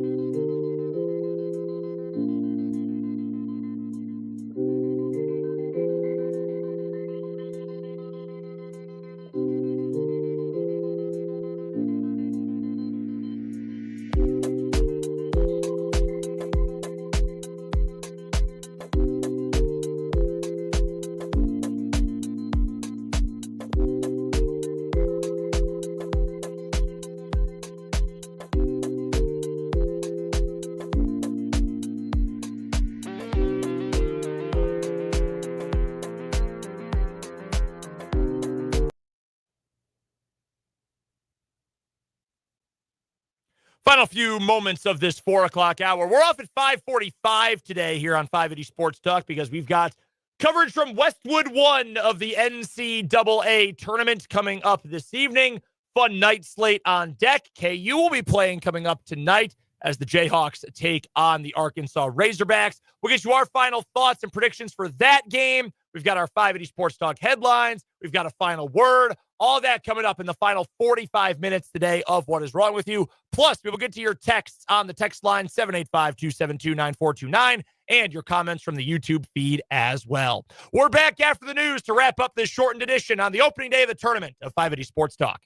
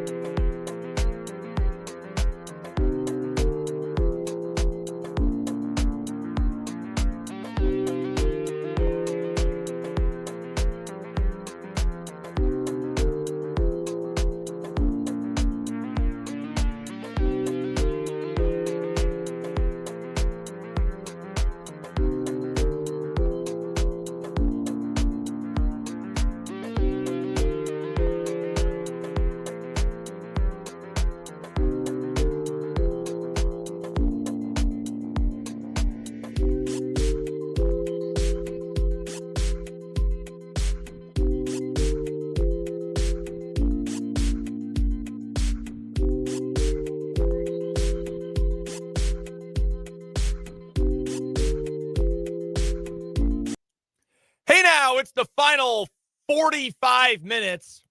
And if we're being completely honest with you, it's the final 36 minutes after commercial breaks of 580 Sports Talk on this opening day of the Division I men's basketball NCAA tournament. I'm Brendan Dworzinski. That's Spencer Dupuis. Dan Lucero is out. He is on vacation this week. Plenty to get to in this final hour of the show. Hour, its general name, but it's not a full hour. We're out of here early. We're done at 5:45, in fact, because we're going to pass you over to Westwood One for their coverage of the NCAA tournament. All sorts of action going on tonight. Yeah, we're going to get you the tip of Wofford and Tennessee. Yes, that's is our first game, 15 seed versus a 2 seed. That's why we're getting off early, to get you the tip of the game. The other games on tonight, Yale versus Texas A&M, Drake versus Missouri, Utah State versus UCLA, Omaha versus St. John's, UC San Diego versus Michigan, UNC Wilmington versus Texas Tech, and the second game starting in the second window at 6:10 p.m. You can watch it on CBS TV. Kansas versus Arkansas. I'm not sure how to describe my stress level for this game. You got to win at least one in the tournament. You got to win at least one. You would like it to be against, SIU Edwardsville and not having to beat Arkansas, but we'll see how it goes. That's coming up at 6:10. We'll get you our final thoughts and preview prediction for that game coming up here in just a little bit. We'll have 580 Sports Talk headlines, final word, all coming up. If you have anything you want to share here on this opening day, and I know the play-ins count. They were entertaining, really fun couple of days at the first four. You're not supposed to call them play-ins, but the NCAA is not paying me, so I'm going to call them play-ins. Couple of fun days there in Dayton. But this is, for all intents and purposes, the first day of the NCAA tournament. I was going to ask you, what is your take on this? I saw this on somebody, I can't remember who, somebody famous posted about it on the Everything app, that is X. When does the NCAA tournament start? Does it start on Tuesday night when they have the first play-in games, or does it start when the Thursday when everything tips off? I think the tournament technically starts today, but I don't have a problem with saying that Mount St. Mary's has a tournament win. Because, it's postseason, got to survive in advance. I have no problem saying they get a tournament win. But for me, the tournament is 64 teams. 4 or 8 other schools are playing their way to get into that 64. But and your brackets don't have to be done. Right. They don't have to include them. Yeah. So I think it's today, and it also starts because it's March Madness all day. 12 plus hours of basketball. Yeah, that's the thing. It's the fact that you're getting all day basketball, because part of the event is the fact that all the games are going on at the same time, right? Yeah, exactly. So today is the official start date of it. But it's like the Olympics. There are events that happen before the opening ceremony. Exactly. Yeah.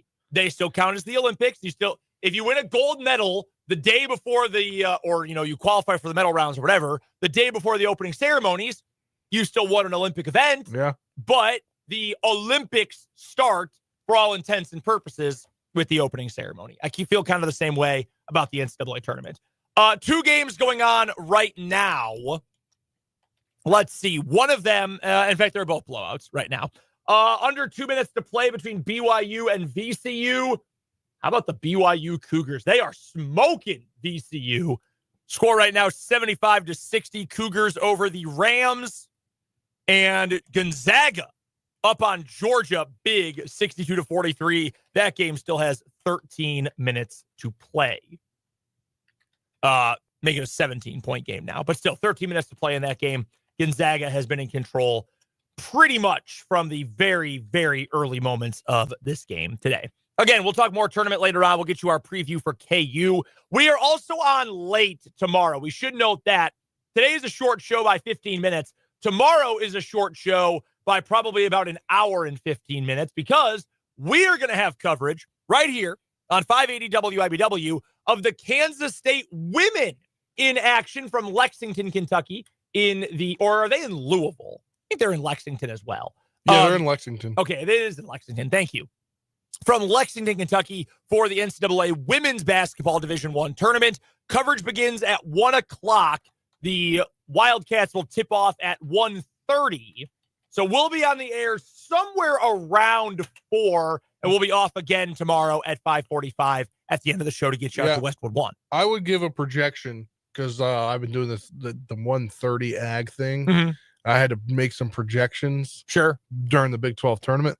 I'd say anywhere between like 350 and 410. Okay. Would be a sweet spot of us getting on the air. All right. We can live with that. We can work with that. So we'll join you a bit late tomorrow for 580 Sports Talk following the Midi Cats in action against the Fairfield Stags.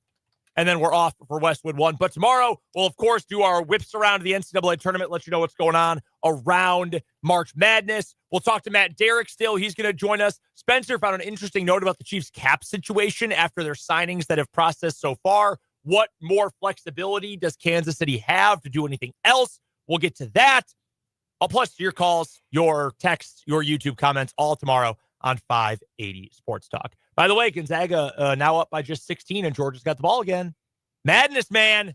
Madness. It sure is. Why they call it that. All right, let's do it, Spencer. Let's get to our 580 Sports Talk headlines for today. Not a ton, to be honest with you, in the world of sports headlines today because everyone and everything is focused on the NCAA tournament. I've got one sports business note for you, though, from the NBA, actually. And you know who's going to love this headline more than anything? NFL owners. I'll tell you why in a second.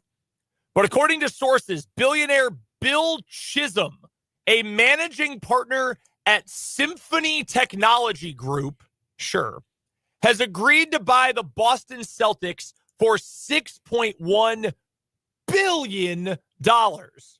In the writing of Tim Bontemps from ESPN, a group led by Bill Chisholm has agreed to purchase the Celtics for $6.1 billion, according to ESPN's Shams Charania.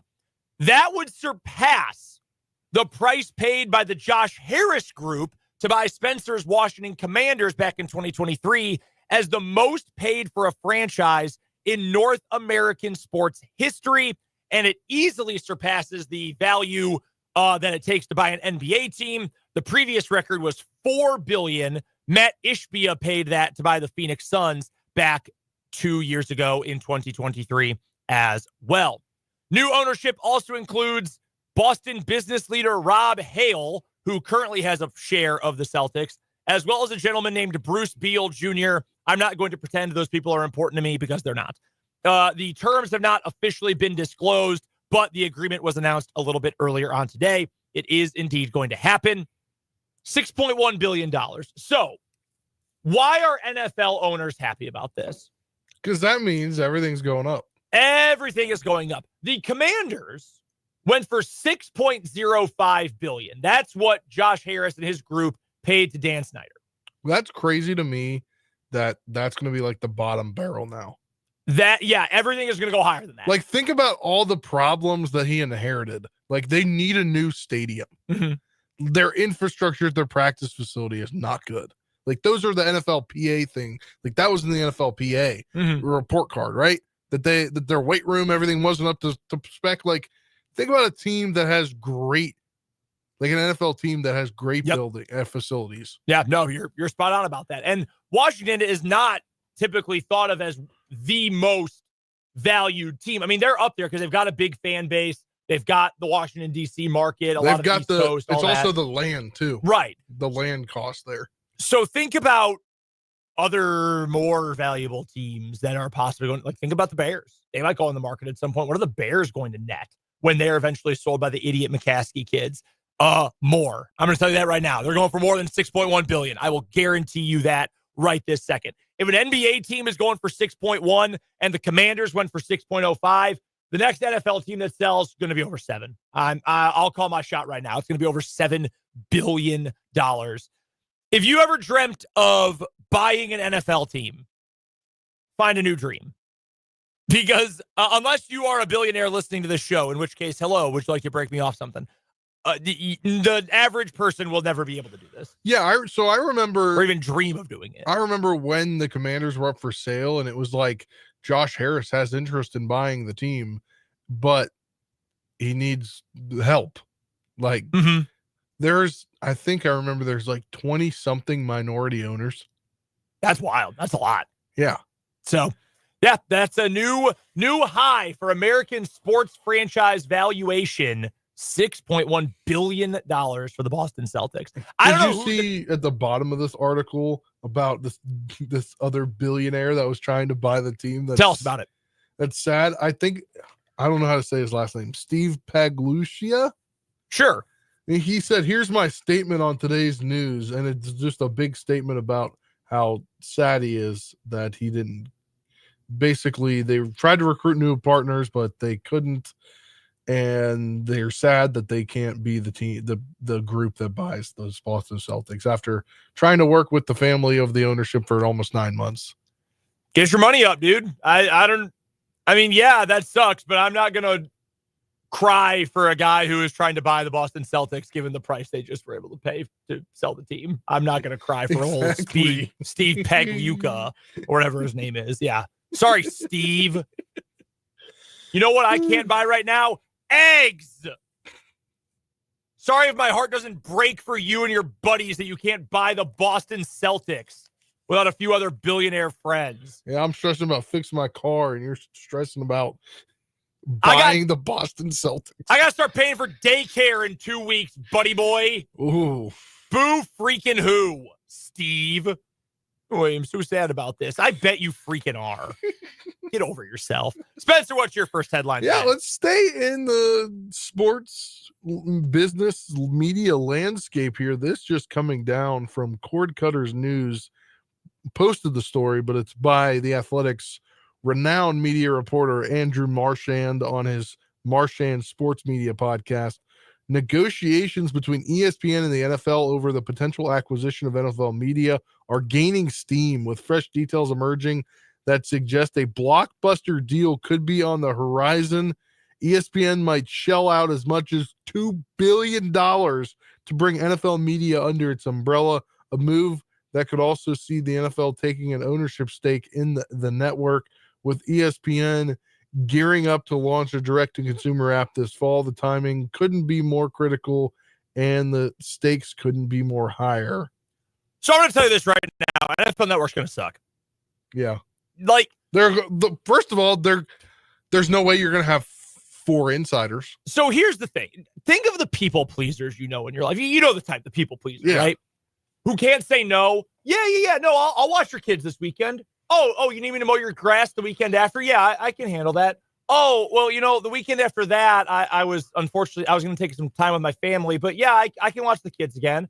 Oh, you want to help painting your living room? Yeah, I can help out with that too. They spread themselves too thin. And what happens when you do that?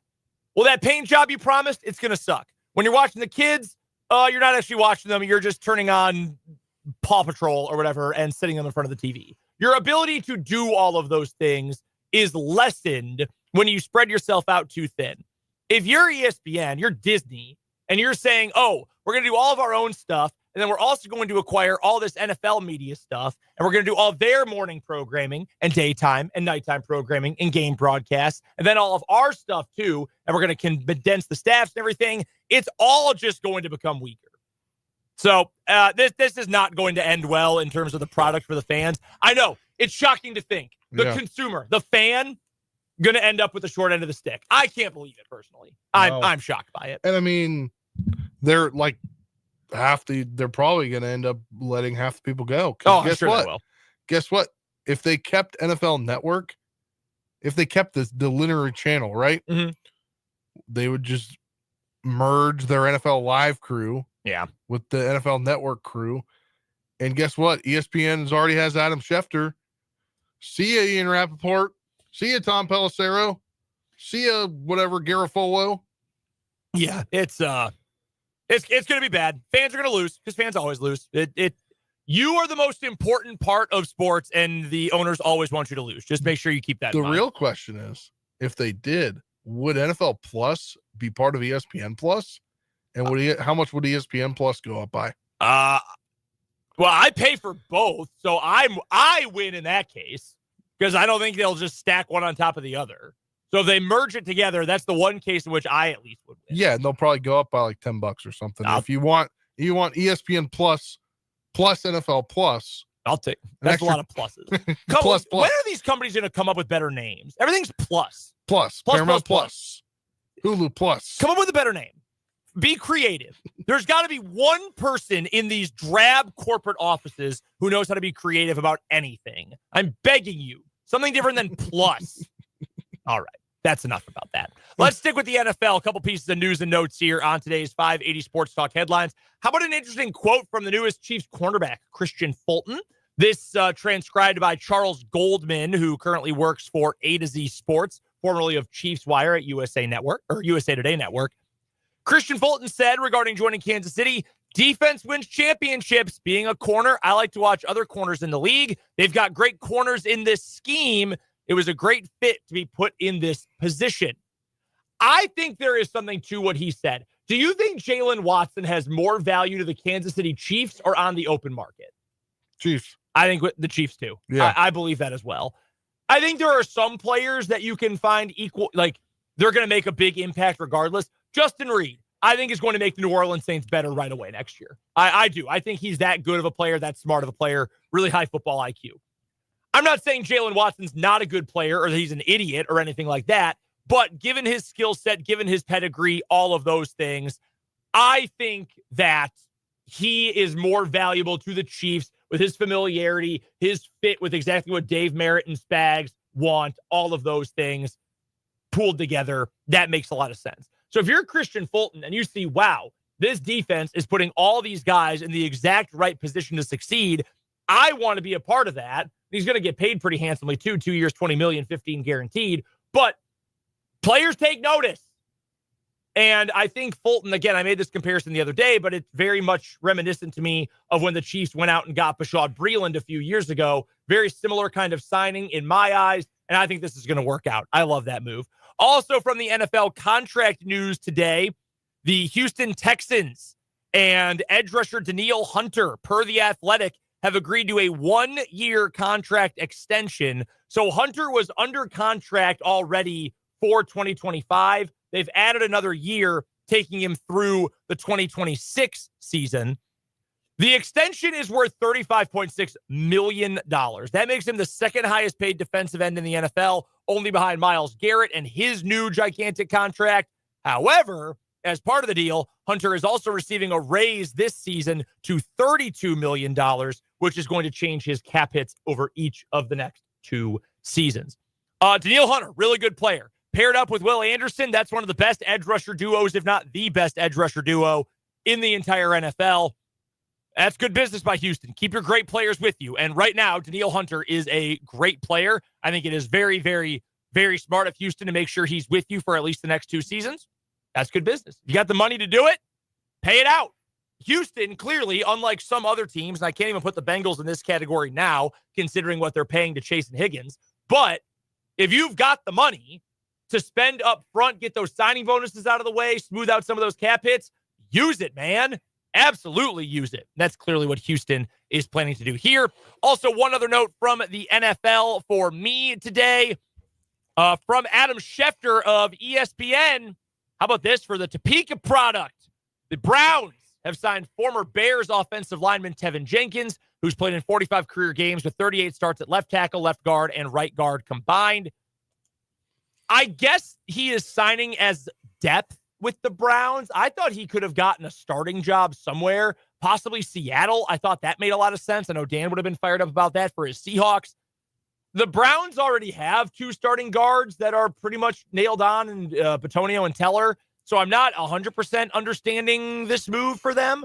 But if you want a guy who can play either guard spot and in a pinch can move out to tackle as well, you add a guy like this, you can't go wrong. Very cool for the graduate, though, of Topeka High being Tevin Jenkins. Good for him getting a second NFL contract. Any other headlines for you today? Yeah. Shocking. Former University of Michigan assistant football coach allegedly hacked into computer accounts of thousands of college athletes seeking intimate photos and videos. This the same program that had what's his face? Connor Stallions digging in other places trying to figure out signs. Matt Weiss, who worked for the Ravens before joining the University of Michigan in 2021, so a Harbaugh connection. Harbaugh, yep. Was charged with 14 counts of unauthorized computer access and 10 counts of identity theft. The indictment was filed in federal court in Detroit. Weiss was fired in 2023 as Michigan's co-offensive coordinator after failing to cooperate with the school's investigation of his access to computers. Phone and email messages seeking comment from his attorney, Doug Muckloff, were not immediately returned on Thursday. From 2015 to 2023, he gained access to databases of more than 100 colleges and universities that were maintained by a third-party vendor, Keffer Development Services, and downloaded personal information and medical data of more than 150,000 athletes. The indictment says the 14-page document portrays him as a computer whiz, saying Weiss, quote, cracked the encryption protecting the passwords assisted by research that he did on the internet, end quote. Wow. Yeah, so this story originally popped when in the middle of the Connor Stalions sign stealing scandal. And it led to a bunch of mostly Ohio State fans freaking out and doing the whole, like, oh my God, they're cheating everywhere, yada, yada, et cetera, et cetera. This is unrelated. Yeah. This dude is a pervert freak. Exactly. Connor Stalions was a freak for other reasons. He just believed that he had cracked the code to solving Michigan football. Matt Weiss, this guy, is a creep. He is a weirdo. He is a loser and needs jail. Yes. Stealing all the personal information from a bunch of students. That is bizarro, freak, weirdo behavior. Yuck, ew, gross. I don't like it. Ew. Yeah. I think that covers it. Anything else for you, Spence? No, that's it. Let's get to a commercial break. That does it for today's 580 Sports Talk headlines. When we come back on the other side of this timeout, an update from around the NCAA tournament and our final thoughts as we get ready for KU versus Arkansas coming up tonight. That's on the other side of this break here on this Thursday edition of 580 Sports Talk.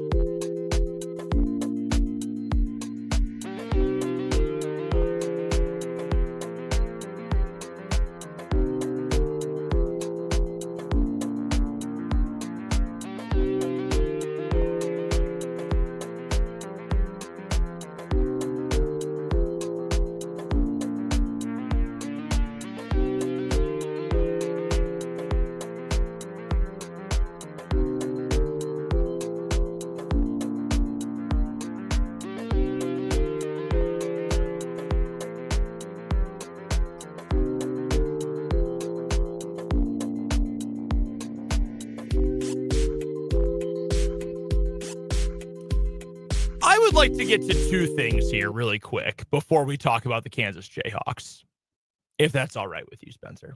That's perfectly fine. All right. Number one, I saw this pop up on the old Twitter timeline a few minutes ago, and I need to bring this up. This has nothing to do with sports, okay? This is just life advice. I have not lived as much life as some of you have. I maybe do not have the exact same amount of world experience that some of you have, okay? But I am going to offer this piece of advice to you, to your family, to your kids. I have heard this is huge with Generation Z, so I'm going to offer a piece of life advice here. So what I have seen, this piece of news I have seen, it's from NBC News. Have you ever heard of Klarna? Is it that app or that payment system? Yes. So it's called Klarna. Shop now, pay later. Yeah, it's like three installments of $19.99 a month. Yeah, it's like, oh, you bought this thing for $10. Why pay that now? Just pay it over time. Yeah. It's like trying to make layaway cool and an app, essentially. Yeah. First of all, don't ever use this ever, period, because it's not going to end well for you. Because if it seems like, wow, this is too good to be true, it is. I've read a couple of different stories about how this has put a lot of Gen Z and even younger millennial folks in raging debt already in their lives. Like, I'm right at the end of millennial. I'm 30 years old. I'm right at the end of the millennial group. And you're right at the beginning of Gen Z, right, Spencer? Yeah. Yeah. People our age and younger in crazy debt using this stuff because then they just don't pay it because they're being preyed on. And their lack of financial understanding is being preyed on because we don't teach kids that. Nonetheless, they have now partnered with DoorDash. You can DoorDash your food and use layaway on it. You can say, oh man, I got 2 enchilada burritos at Taco Bell. They're already going to upcharge me about $6 extra for a $6 meal because DoorDash is already a ripoff. And then I can use buy now, pay later, and I can pay off this $12 purchase over the course of the next 6 months. Well, it'd be like a $25 purchase, but do not ever allow anyone you know to do this and think it's a good idea. From the 913 on the text line, yikes, in all caps. Yeah, yikes. Yeah. So this is me, not as a sports talk host, not as a broadcaster, not even as someone you might know personally, but me just trying to be helpful to you. Do not ever do this. No. Ever. Do not let your kids do it, your spouse, your friend, the weird guy next door who's kind of friendly, but also like parks his car in his lawn. Like, don't let anyone do this. Maybe you should let that guy do it, though.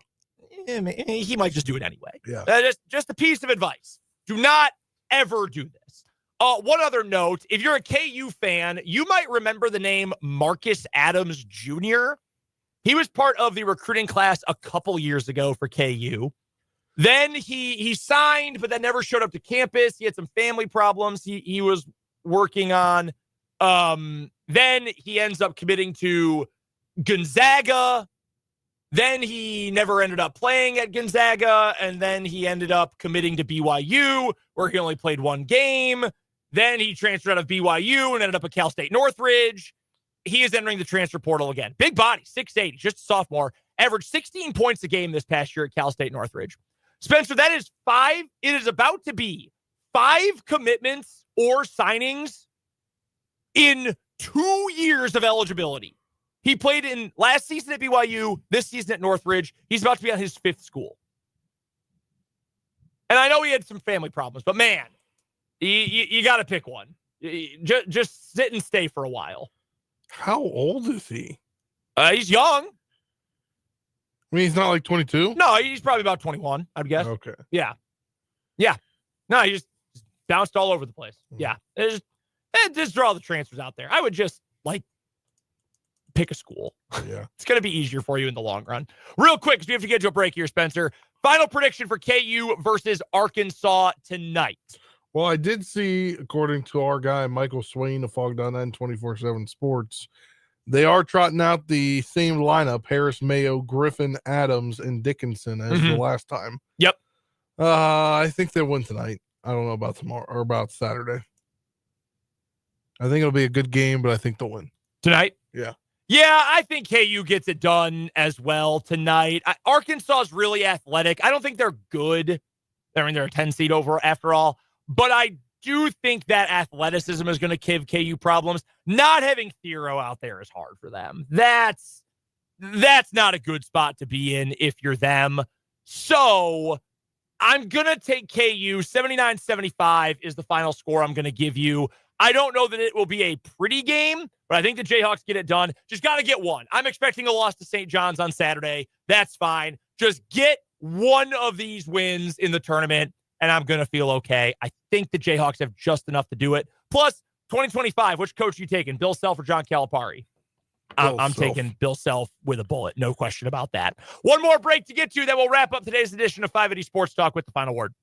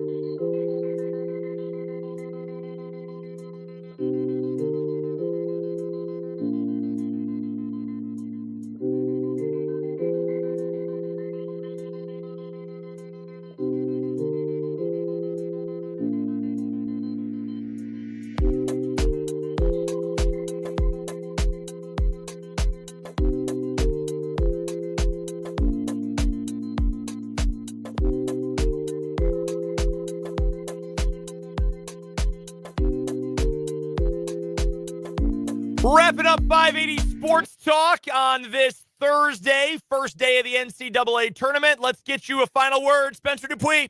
Best day of the sports calendar. Well, it's 2 days, today and tomorrow. Not much work gets done across America. I do my work here today, though, as I look across there at my supervisor, Greg. I do my work, Greg. Just so you know. Yeah, final word for me today, too. It's just so much fun. I see people all over the internet already complaining, there's not been any madness so far. Dog, we're getting college basketball for 12 hours today. It's awesome. What in the world could we possibly complain about? We'll get the buzzer beaters. We'll get the wild stuff. It's coming. Don't worry. We're through the first quarter of the opening round of the tournament. Settle down, calm down, slow down. We're going to get the madness. Don't quite freak out yet. It's coming. You know that's true. We are off early today because we've got coverage from Westwood 1 of the second session of day 1 of the NCAA tournament. Tomorrow, we will do the same. We're off at 5:45 tomorrow. We will also join you at about 4 o'clock because we are going to come on the air after K-State women's basketball from Lexington, Kentucky, where the K-State women are going to take on Fairfield in the first round of the NCAA women's tournament. So that's coming up tomorrow. We'll join you around 4 o'clock. Matt Derrick is going to join us. We'll whip around the NCAA tournament, preview the weekend action as well. And I'll say goodbye because at least for the start of next week, I'm going to be in Evansville, Indiana. So all that is coming up tomorrow on 580 Sports Talk. Don't forget, if you missed any of the show today, head over to 580wibw.com. That's where you can find the podcast. You can also find it on Spotify. That's right. Head to Spotify, search 580 Sports Talk. That's where you can find the show broken down hour by hour every single day. Until next time, though, for Spencer Dupuis, I'm Brendan Dworzinski. Back with you tomorrow around 4 o'clock here on 580 Sports Talk.